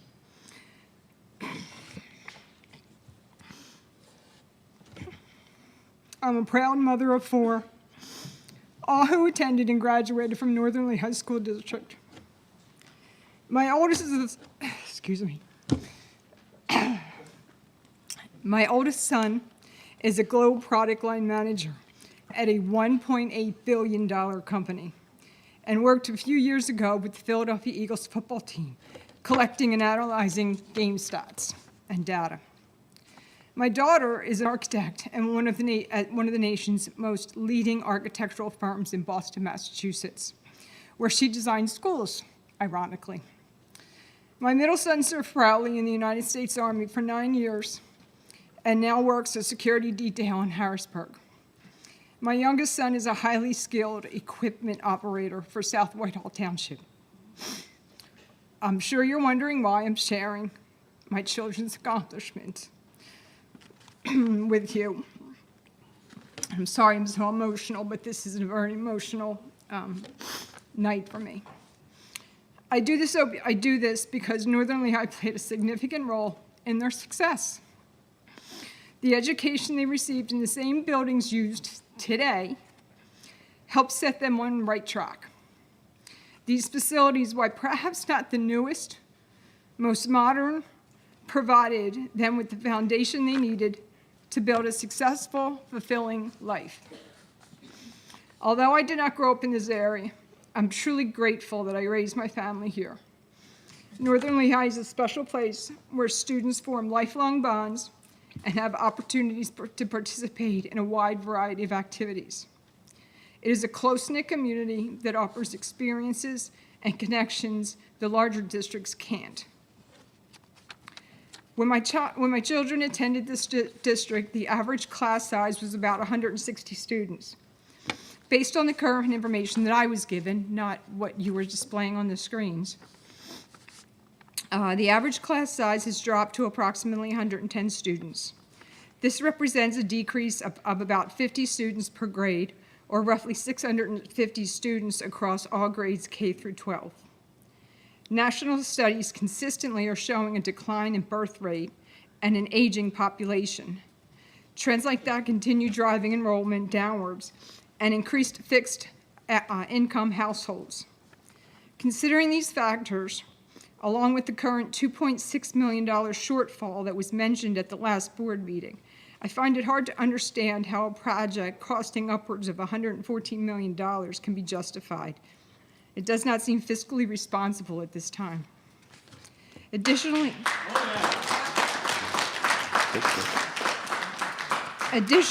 according to an article in the U.S. News, 68% of students in Northern Lehigh are economically disadvantaged and eligible for free or reduced price meals. Because our area lacks a significant business tax base to help fund education, the financial burden falls heavily on the 32% of the families who are not economically disadvantaged, as well as the broader local community, including many residents living on fixed incomes.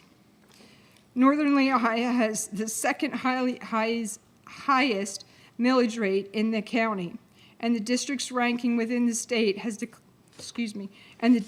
district's ranking within the state has declined from where it once stood. 1 minute left. Instead of trying to emulate districts like Parkland, Emmaus, Whitehall, we should focus on investing directly in our students. Our priority should be helping the 68% of economically disadvantaged students rise above their circumstance and achieve success, not building grand facilities that do little to address their real needs. I would also like to address the survey that I'd heard about. Apparently, the survey was conducted regarding this project, but it was sent only to a select group. As a tax-paying resident of Northern Lehigh, I never received any information from this district explaining this proposed project or the potential tax increase. Yet it's funny how my tax bill never seems to lose track of me when it's due. I strongly suggest that going forward, all residents be included whenever there is an intention to make changes, and that could impact their financial contributions. In closing, yeah, read the last statement. You got 5 minutes. So in closing, I want to say that I fully understand how hard it is to sit in your seats and make these decisions. I, meaning Sandra, served on the school board several years ago and know firsthand the challenges you face. However, throughout my time on the school board, I always kept one focus at the center of every decision, and that was the students. Rather than pursuing a one-campus concept or building additions, I urge you to focus on strengthening the curriculum. The world and technology are changing faster than ever. We must prepare our students for the future, equipping them with the skills they need to succeed, not simply giving them a fancier facility. Please, let's focus on what matters most: the students, their education, and the future of our community. Thank you for your time and consideration. Thank you.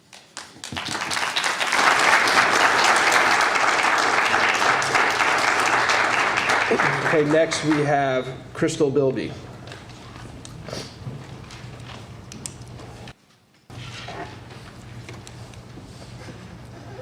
Hello. I probably will not be as eloquent as that was, so bear with me. We moved into this district about 7 years ago.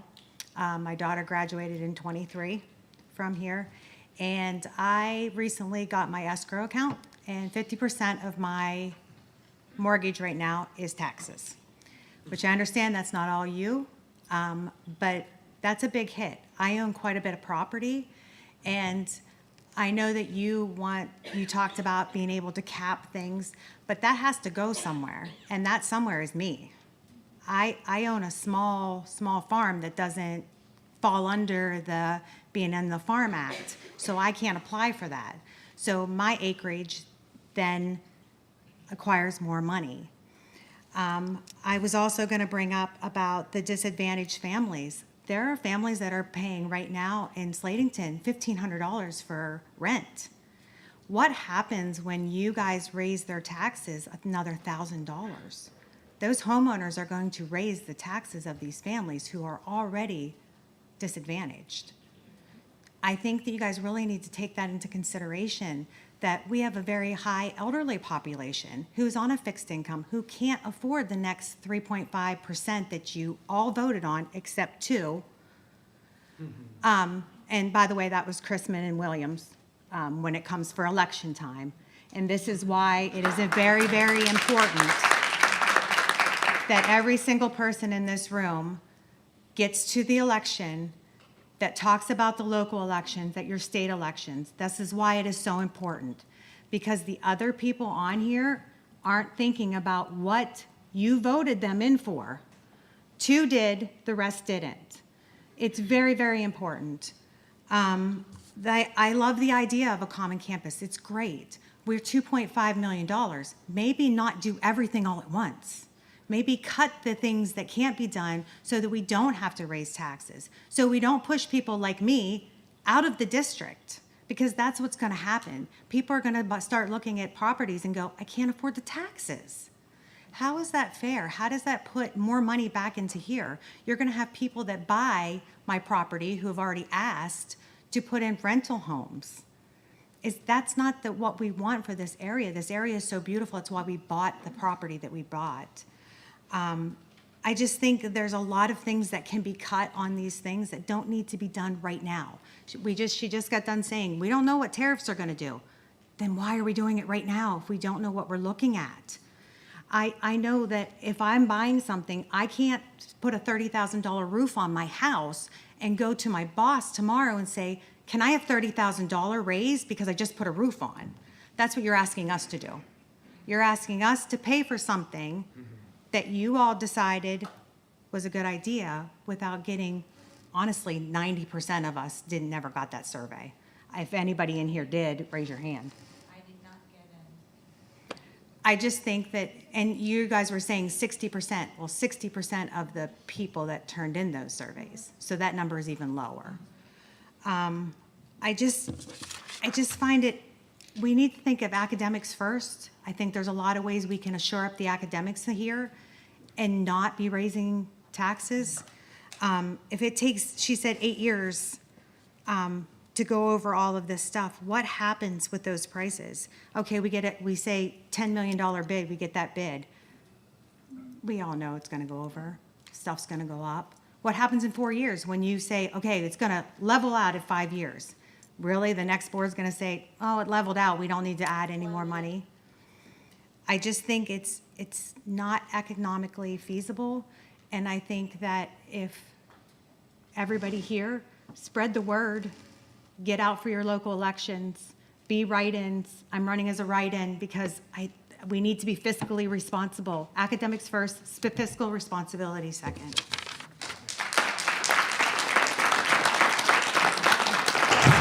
Okay, next we have Sarah Seidel.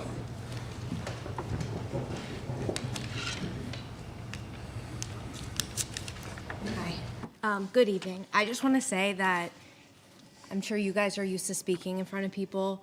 I am too, but my heart is over here pounding. It's hard for everyone. So, we got a lot of information tonight. I just wish we had gotten that sooner. Even what I wrote down tonight to say has changed a bit. So over the last 2 weeks, there's been countless posts on social media regarding the proposal that occurred at the last board meeting, or even before that. But really, we weren't aware of it until about 2 weeks ago. Some people focused on the tax increase, most people did. Some focused on the common campus, and some tried to just gain clarity of where did all this information come from. I think clarity is the biggest part of it. We didn't have this information first. We didn't get the surveys, as you've heard many times. I actually did take a survey, but I got it on Facebook. Facebook, not from the district. And even looking in the search tool on the website, you can't find any of the information that was presented to you unless you know to look on YouTube and watch the board meeting, which I spent a very long night watching that board meeting after I put my son down to sleep. I think the district needs to take a step back and listen to the taxpayers. We've heard we don't know what's going on with the tariffs. It's a lot for us to it's a lot to ask for us right now. We don't know. There's no clarity with anything. It could take 10 to 20 years for the renovations. What was the cost of that? You broke down individually, but what was the overall total? I didn't see that in the proposal. Maybe I missed it. But again, we weren't told that those projects will take a short amount of time. Not a short amount of time to do, but a short amount individually, as compared to one long project, 8 to 10, or across 8 years. And it's probably going to take longer. How long has that bridge taken to work on? I understand that's not you guys, I don't think, but that's still closed. Things happen, and we went through a period of, oh, those kids are COVID kids. That's why they can't read as well in 5th grade. Well, now we're going to have construction kids. They're going to be the minimal disruption, but it's going to happen. There's going to be disruption. Kids get distracted by squirrels going by. I should know, I am a teacher, and I am a teacher in Allentown School District.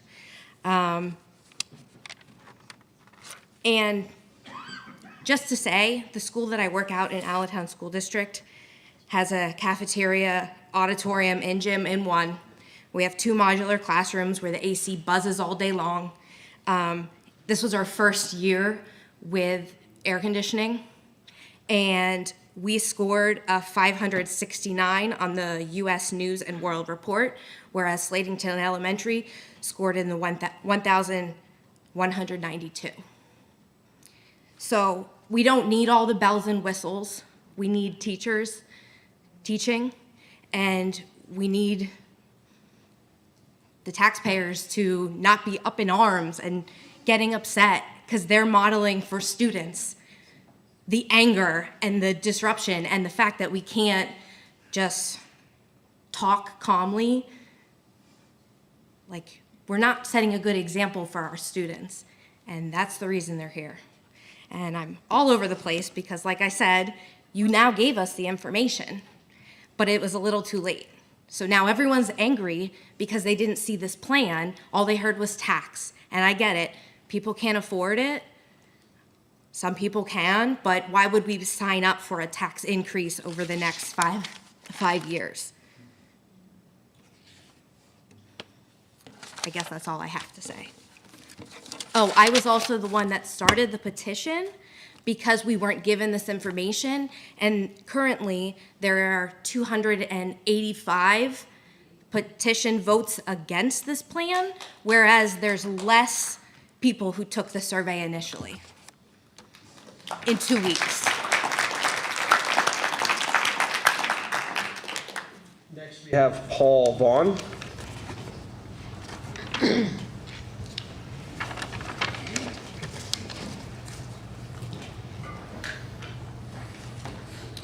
Hi. I'm sure the common campus things that, if in an ideal world, would be a wonderful thing. This isn't an ideal world, and this isn't the time or the place to go that route. When you listed on there all the different renovations that are needed, I'm assuming the reason those renovations haven't been done now is money. I would think it's not neglect. I would hope it's not neglect on your part. I would think it's that you didn't have the money to do them. There was a whole list of them for each and every one of the school buildings. So we didn't have the money necessarily to do that, but we have $100 and some million to do this. And so you don't have to cut grass at Peters, so you don't have to plow snow at Peters. I was looking for the offset of the $100 million. I saw maybe $1 million to sell Peters. Okay, so $1 million versus $100 million. A little bit of difference in the police officer being at one school or at the same school instead of having one at Peters and one there. Not cutting grass at Peters, not plowing snow. I just don't see it. There was nothing. I came tonight waiting to see what the offset was to spending $100 million. I don't see it. I had a son and a daughter, both went through the school, got a great education. There was no common campus, they got a fine education. And I was hoping I was going to see something in one of these slides. You showed us a whole bunch of slides and a whole lot of numbers. But when it comes right down to it, I didn't see any offset for $100 million. I think this is the wrong way to go for now. Thank you.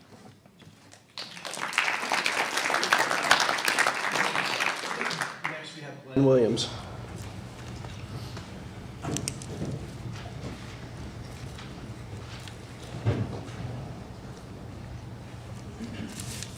What's your first sheet?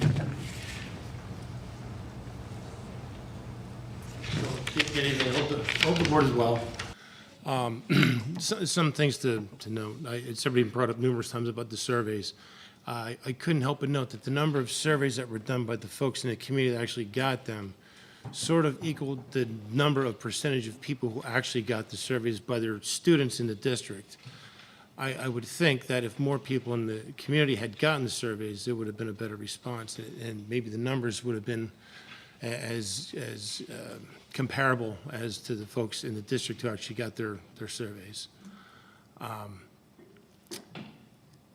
As far as this project going forward, it's troubling that we want to create new space and new buildings and more opportunities for our children, which is fine, so long as what I didn't hear was that the educational level and our standards of where our ranking is in the state for the educational opportunities, that our scores will increase.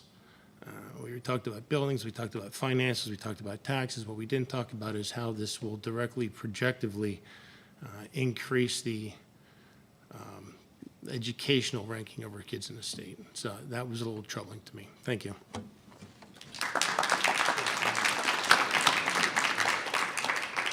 Next we have David Deal. Again, David Deal.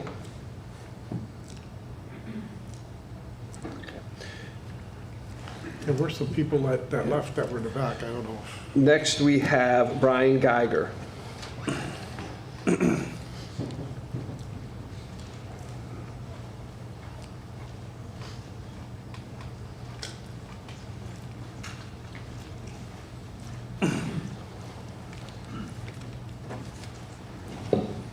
I definitely am against the cost of this project. It's a major project, one that this district has never taken on before.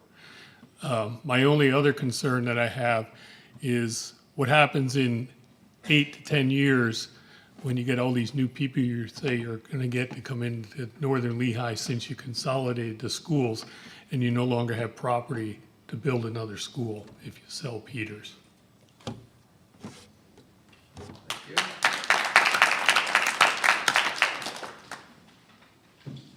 This one here in case this gentleman comes back. Next we have Keith Horn. I'm sorry, this is the guy who didn't show. Right, but just in case he comes back.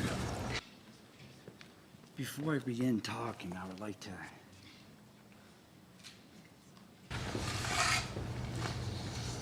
give you one to read.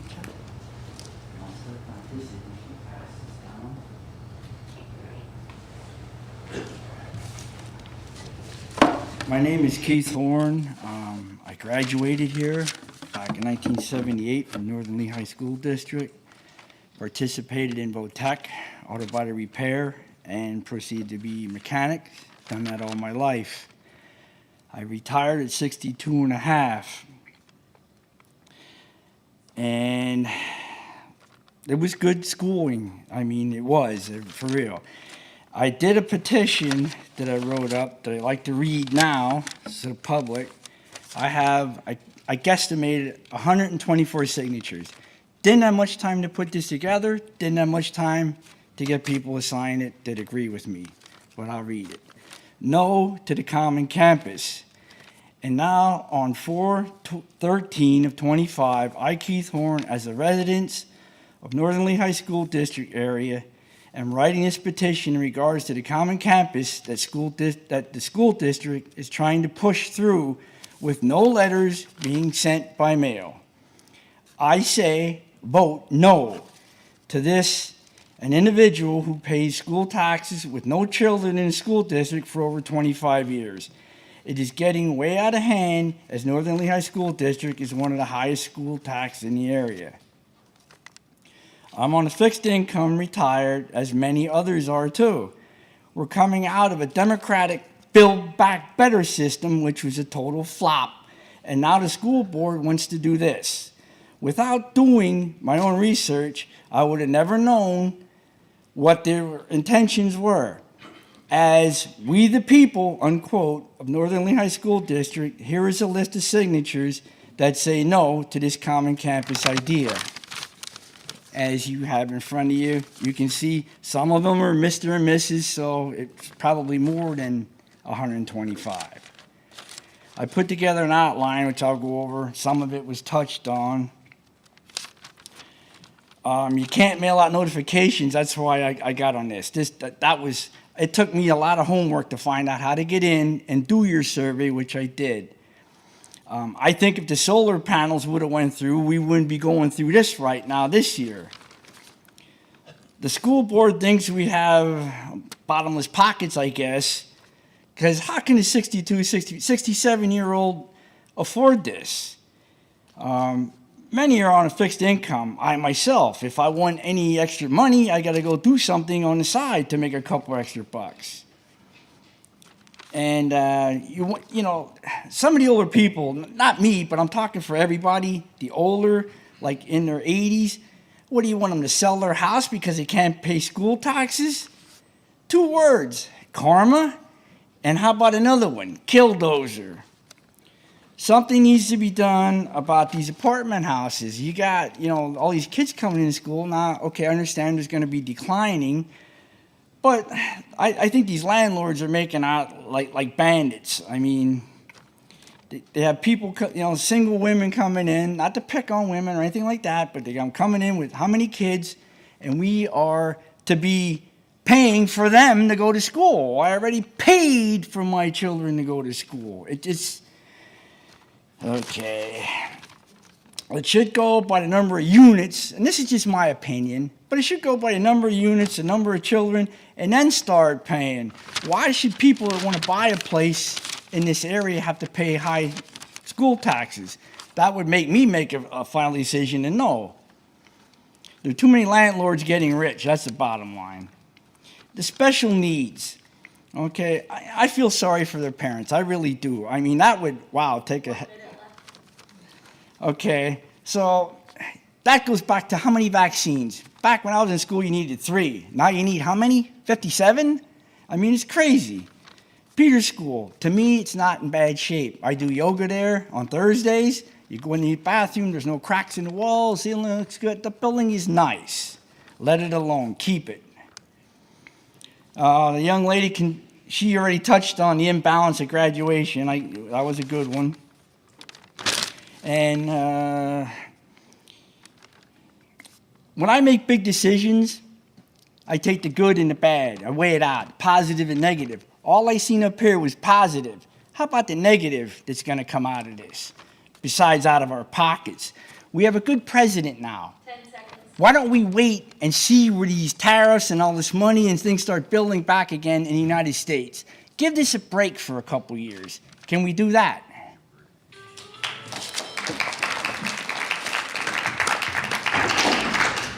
Next, we have David Altrichter.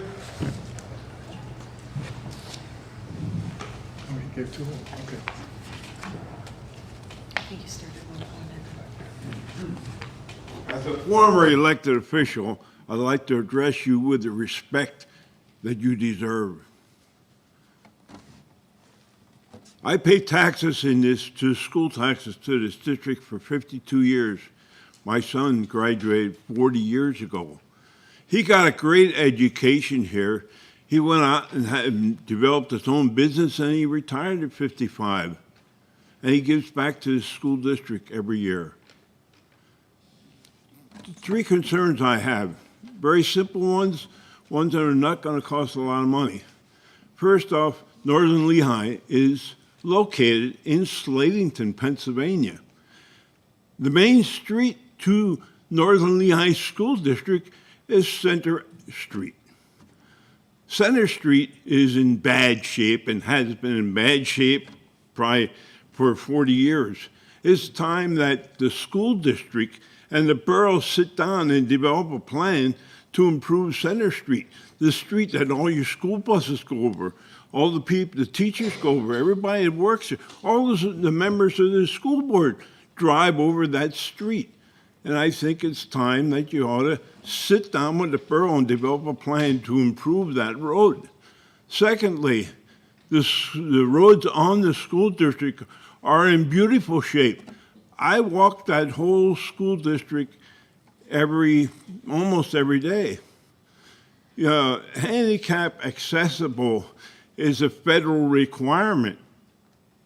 And at the Northern Lehigh School District, you don't have to go very far to walk right out in front of the school and see the deteriorated condition of the handicap accessible to Northern Lehigh School District. Painting it blue don't make it right. You have to repair the concrete too. And the third thing, as a proud veteran, I would like to see Northern Lehigh to better maintain their flags. The last year I had 4 times I had to talk into the speaker till they finally changed the flag at the administration building because it was so deteriorated. That's all I have. Thank you very much. Next, we have Donna Barron.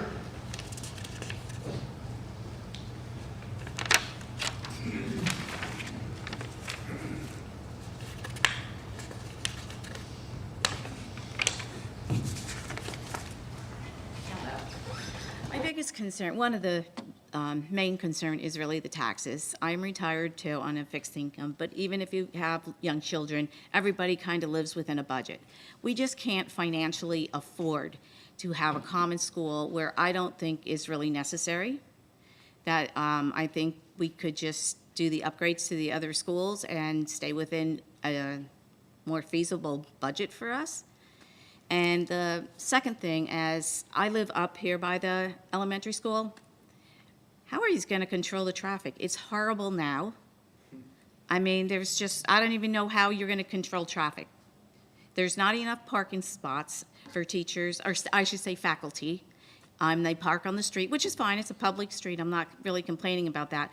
But now if you want to bring more students, more faculty to this area, how are we going to resolve the parking issue and even the safety with all the extra traffic that's going to be coming up that way? And that's really all I have. Next, we have Fred Phillips.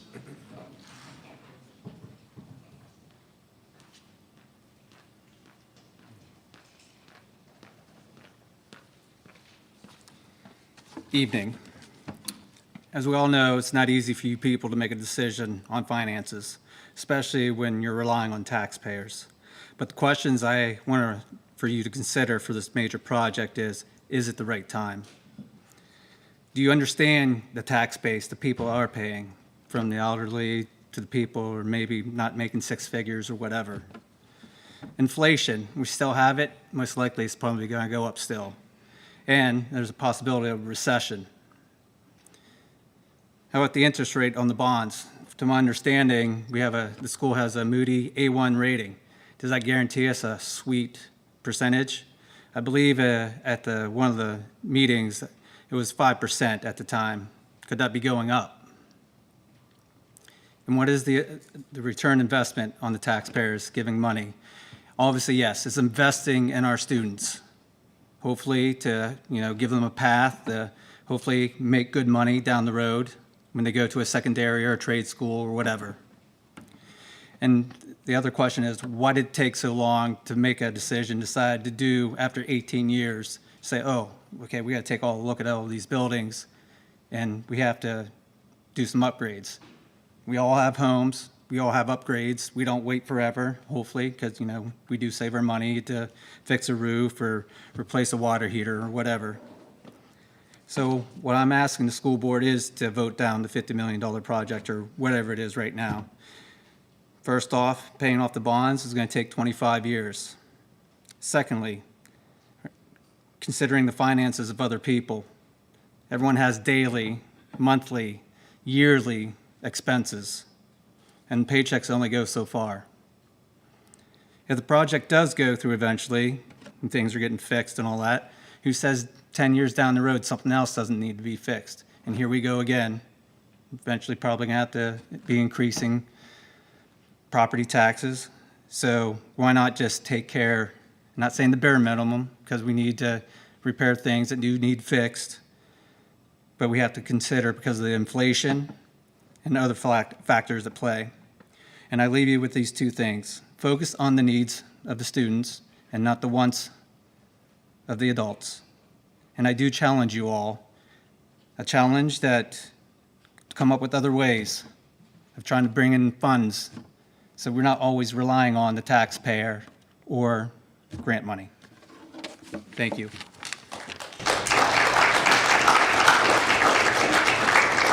Okay, next we have Ricky Smith.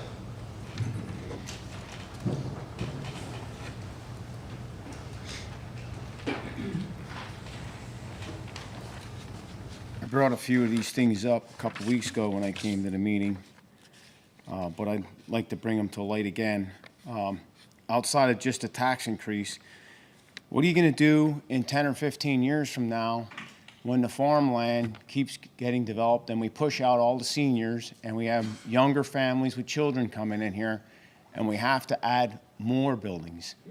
When Peters is sold and this renovation project that you're talking about now, this common campus, you have no more open space. None. So then what? Where are you going to buy land? It's an issue. The other thing is the roads around here. Have any of you drove that development? Adding all this additional parent traffic up here because the kids aren't going to ride the bus. They're going to be up here with their parents, and it's going to be a complete gridlock. Has there been a traffic study done of campus and the public roads? And what are the results of that? So I just hope that you guys can just keep in mind that our pockets are shrinking. And I think you need to keep up with the buildings, but I don't think the common campus at this time is the right move for this, for this district at this time. We just can't afford it. Thank you.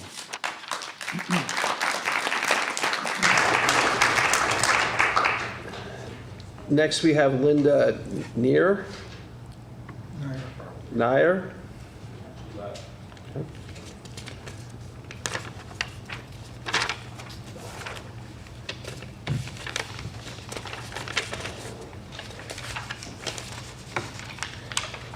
Okay, next we have Jeff DeLong.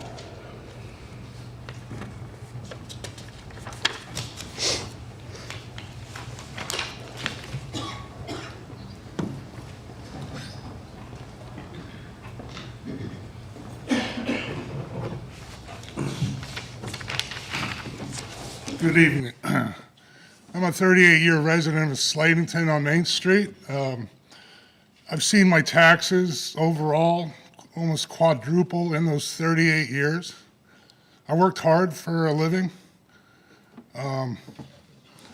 Went through numerous vehicles, 30,000 miles a year, tanks of gas, toll money,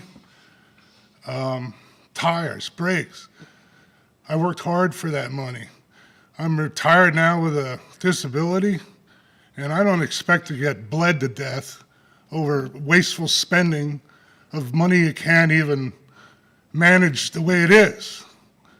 Matter of fact, the press box I sat with a 40-ton crane with Amquip rentals. I couldn't help to notice $1.4 billion in renovations to a press box. Are you kidding me? That's ridiculous. Well, you need air conditioning, whatever. I don't want to get smart here, but this is the wrong time to be bleeding people dry. I mean, we're being taxed on everything we have. And now I'm retired, and like I say, I'm going to be bled to death with the money I got.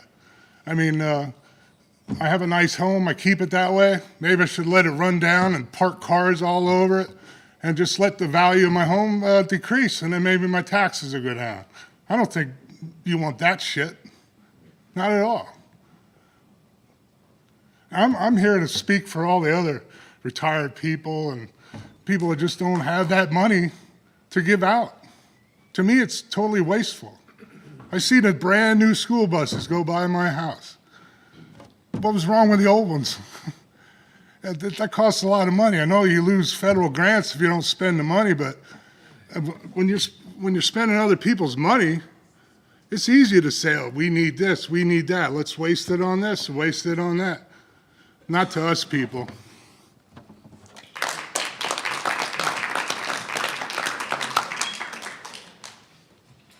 May I have this, please? Oh, you want to, recall those? Yes, please.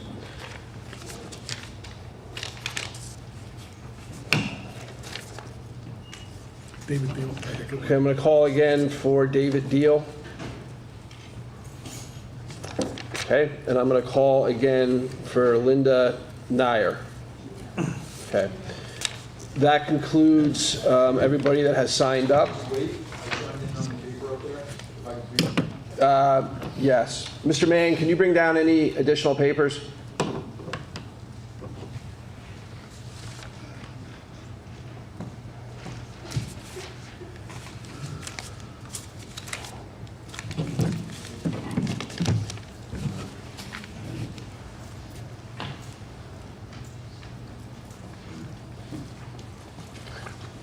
Thank you, sir.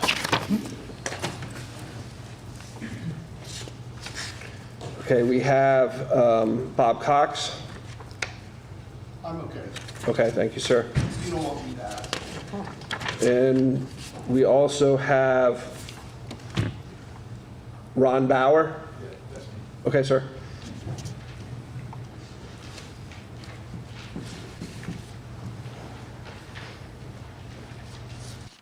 Like I stated previously, the big thing is taxes. I work in healthcare. Times are tough. I'm knocking down 20, 30 hours overtime to make it go with my family. That's my choices. My main concern is, like I discussed before, since I lived here in 2004, my taxes have gone up every year. I felt I have a senior and a junior. They got a good education. That's not the gripe. I feel the pain of dealing with some of the upgrades here that are in the presentation. Problem I have is the most common thing that, since I've been hearing about this, and trust me, my schedule doesn't limit me to being able to come to these things, so I watch them online. I see the previews actually these guys have online. But the most common sense tonight was, hey, what do we got to do was out of Mr. Kern with possibly just the middle school? Yes, there's things that stink, and quite honestly, looking at these proposals, and it's the way local government is. If it's the local tax, if it's the county, they cry public safety. Public safety. We got to do it for public safety, and it's supposed to make everybody feel good. Try not get too political here, but I could pretty much tell you Every year there was a tax increase. Right now I live in a townhouse. It was my choice, me and my wife. No property, no yard. I'm paying $31.85. From when I moved in 2004, you are almost at the point of raising the taxes double from where I originally started. Out of my mortgage, close to between $500 and $600 a month, and my mortgage is $1,200 a month, goes to taxes. The biggest is this school district. My kids got a good education. I'm not going to argue that. Teachers, they need to be paid. Teachers do more than what, some of the comments I see where they're getting ripped here or there. It's bullcrap in my eye. I have people that are looking to go into education, and I have family that was in education as well. The key thing here is to be spending that money. Every year for the last 20 years, you did an increase. This is not going to fix the problem like other people said. It's going to fix somewhat of the problem, but is it going to fix all the others? What are you going to do next year when you are, like, say, 3.5? Now, I know, politically, I know it doesn't have to pass at 3.5. You can do 3.0. That's where I believe these are going to go at. And with that, it's basically, that's just for this project. Where did that money of the last 20 years go that, okay, you're raising them for 3.5, and next year when you raise them, so that 3.5 that's going to pay for this project is going to go more, because if you want good education, you're going to have to pay them. You got to take care of the people in order to get that. And I'll close within the comments, without getting political. You're hearing tariffs, this, that. I don't want to say they're scare tactics, but reality. Let's keep, I hope from this board, you just keep the politicalness out of it. And I'm a pretty good person at reading, and from coming to the last meeting, I can see where people are going to go.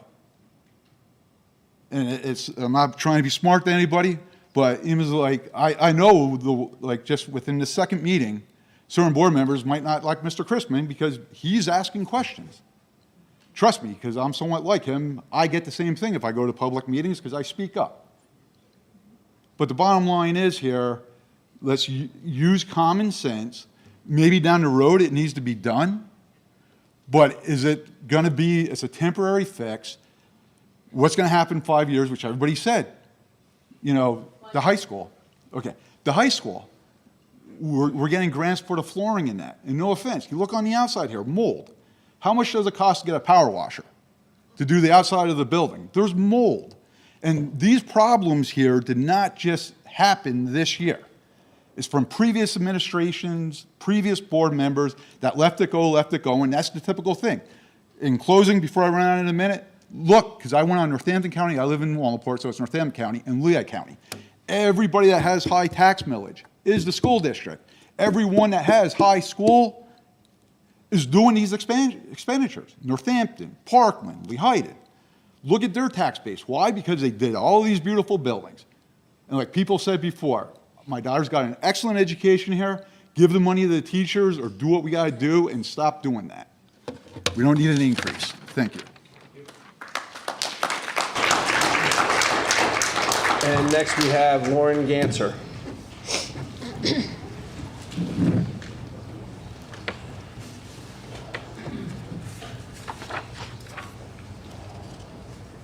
Hello. Can you hear me? Okay. First, I want to say thank you for having this meeting to get the information more clearly to the people. The three sections of your responses I saw was 3.5% or 3.2 response was 3.2%. They were not very favorable for this project. The most favorable were the employees, and I thank Mr. Chrisman for asking that question about how many people actually live in the district and will be paying those taxes. And like you've heard tonight, hardly anybody knew about this. And I have heard too in like some conversations that this has been going on for about a year, this dialogue. But most of us don't have time to attend the school board meetings. We entrusted the school board and the administration to watch our dollars. And,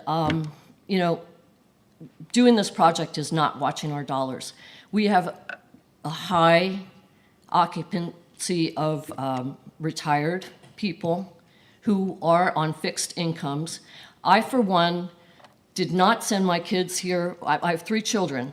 I sent 2 of them here for 4 years. The rest of the 13 years were of my youngest, and my other 2 were I paid for out of pocket for a private school. So I saved the district a lot of money by not having my kids educated here while still paying the high taxes. Some of the graduates I've spoken to don't even want to come back and live here because they said they can't afford the taxes. My son, I asked him if we leave and sell our house, or he gets our house, would you want to live here? He said, no. He said, because I won't be able to afford those taxes. I was so happy that so many people came out and got involved. And the petition, I thank Sarah for doing the petition. It is almost at 300 people. I mean, the people are speaking to you, and we're trying to tell you this is a big taking on of a lot of money, which may not be necessary. Every neighboring school district don't have a single campus, a central campus or a common campus. The Peters Elementary is like a gem, that school. And to keep those kids innocent until 2nd grade we're doing them a very good service, I think, if we do that. And I like the fact that one gentleman, pointed out that he didn't see any, dollar amount. I came in late, so I missed a lot of the meeting. I was working a track meet, but, and I also I didn't know if, who your bond counsel was. I didn't see that. Was that on the, Our bond counsel is through our attorney's office at Kings Spry. Okay, Dave Spry, okay. And in closing, I just think you have to look at the makeup of your taxpayers and who's going to be able to afford this and what's going to happen when people are forced to sell their homes and you get other people in. And I know that the rents will go up because the landlords will have to pay the taxes, not the renters. So I just think you need to think about this a little bit better and think more of the taxpayers. We're the ones that voted you guys in, and we have our faith in you. So, thank you.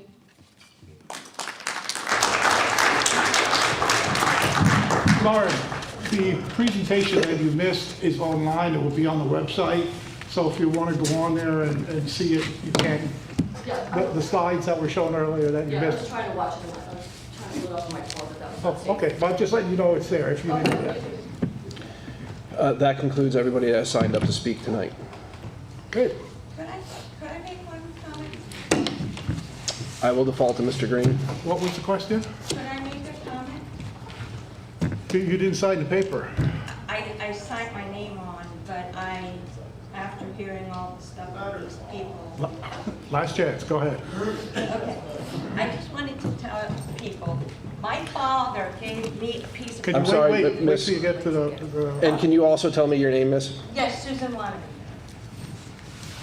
I built my house 47 years ago, and my taxes were only $800 a year back then. I was working 3 jobs to do what I had to do, and I never had any children because I was never married, and now my taxes are over $4,000, and if we have to pay that increase, my taxes are going to go up to around $4,700 a year.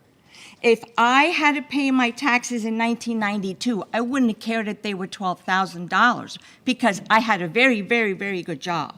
I cannot give what I don't have. And nobody else in here can do that either. You have to have the money in order to give it to whoever is asking you for money. That's it. Thank you.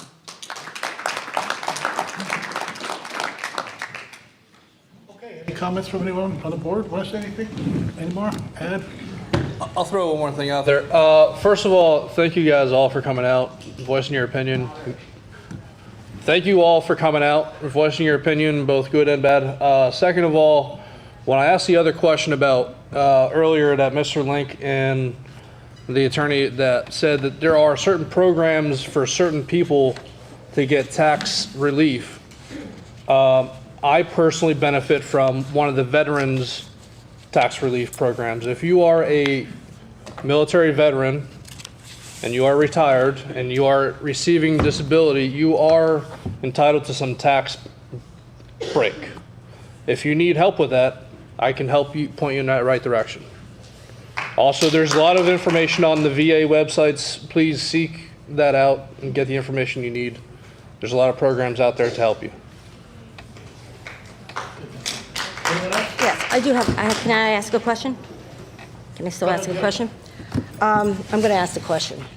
I know we did the feasibility study, but whose idea was this? Did it come from McClure? Did it come from Ally or Alloy? Whose idea? Like, we did the feasibility study, we got all the ratings, everything, but then whose idea was it to, okay, let's do this common campus? I really want to know. I mean, maybe I missed the meeting that it was discussed, maybe I wasn't there, but honestly, I want to know whose idea was it for the common campus. And obviously, other people want to know also. I mean, was it McClure? Was it Alloy? Like, whose idea was it? Like, Sure, I don't remember discussing it as a board. Somebody had to have probably brought it to us. Was it parents? I don't know whose idea was this. Sure. So the answer to that question is it was a recommendation, or I should say an option within the feasibility study. Okay, so we asked them for options moving forward. This was one of them.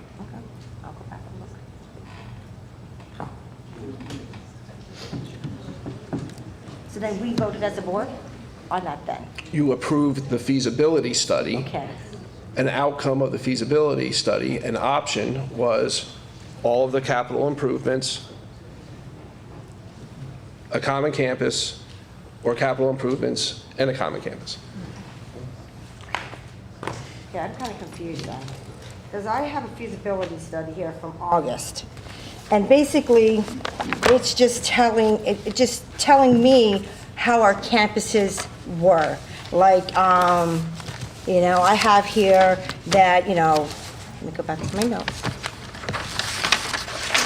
Like Peters was average, Slatington was good, the middle school was rated average. Like, I'm looking at this, but I don't see anything here on this one that's showing me the common campus. So what you're looking at there is not the feasibility study, Mrs. Williams. That was a presentation. It says feasibility study. The complete feasibility study was like about a 100-page document that was shared with board members at a public meeting. Okay. I have one from January 7th. Yeah, because it says feasibility study, midpoint check-in, board meeting, August 12th, 2024.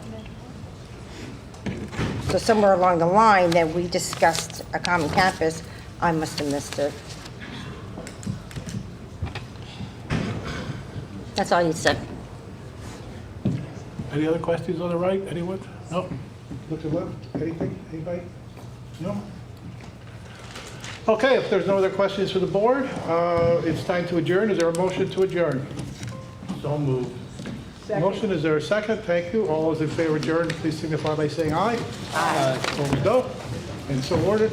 Thank you all for coming, and hopefully we'll see you in the future.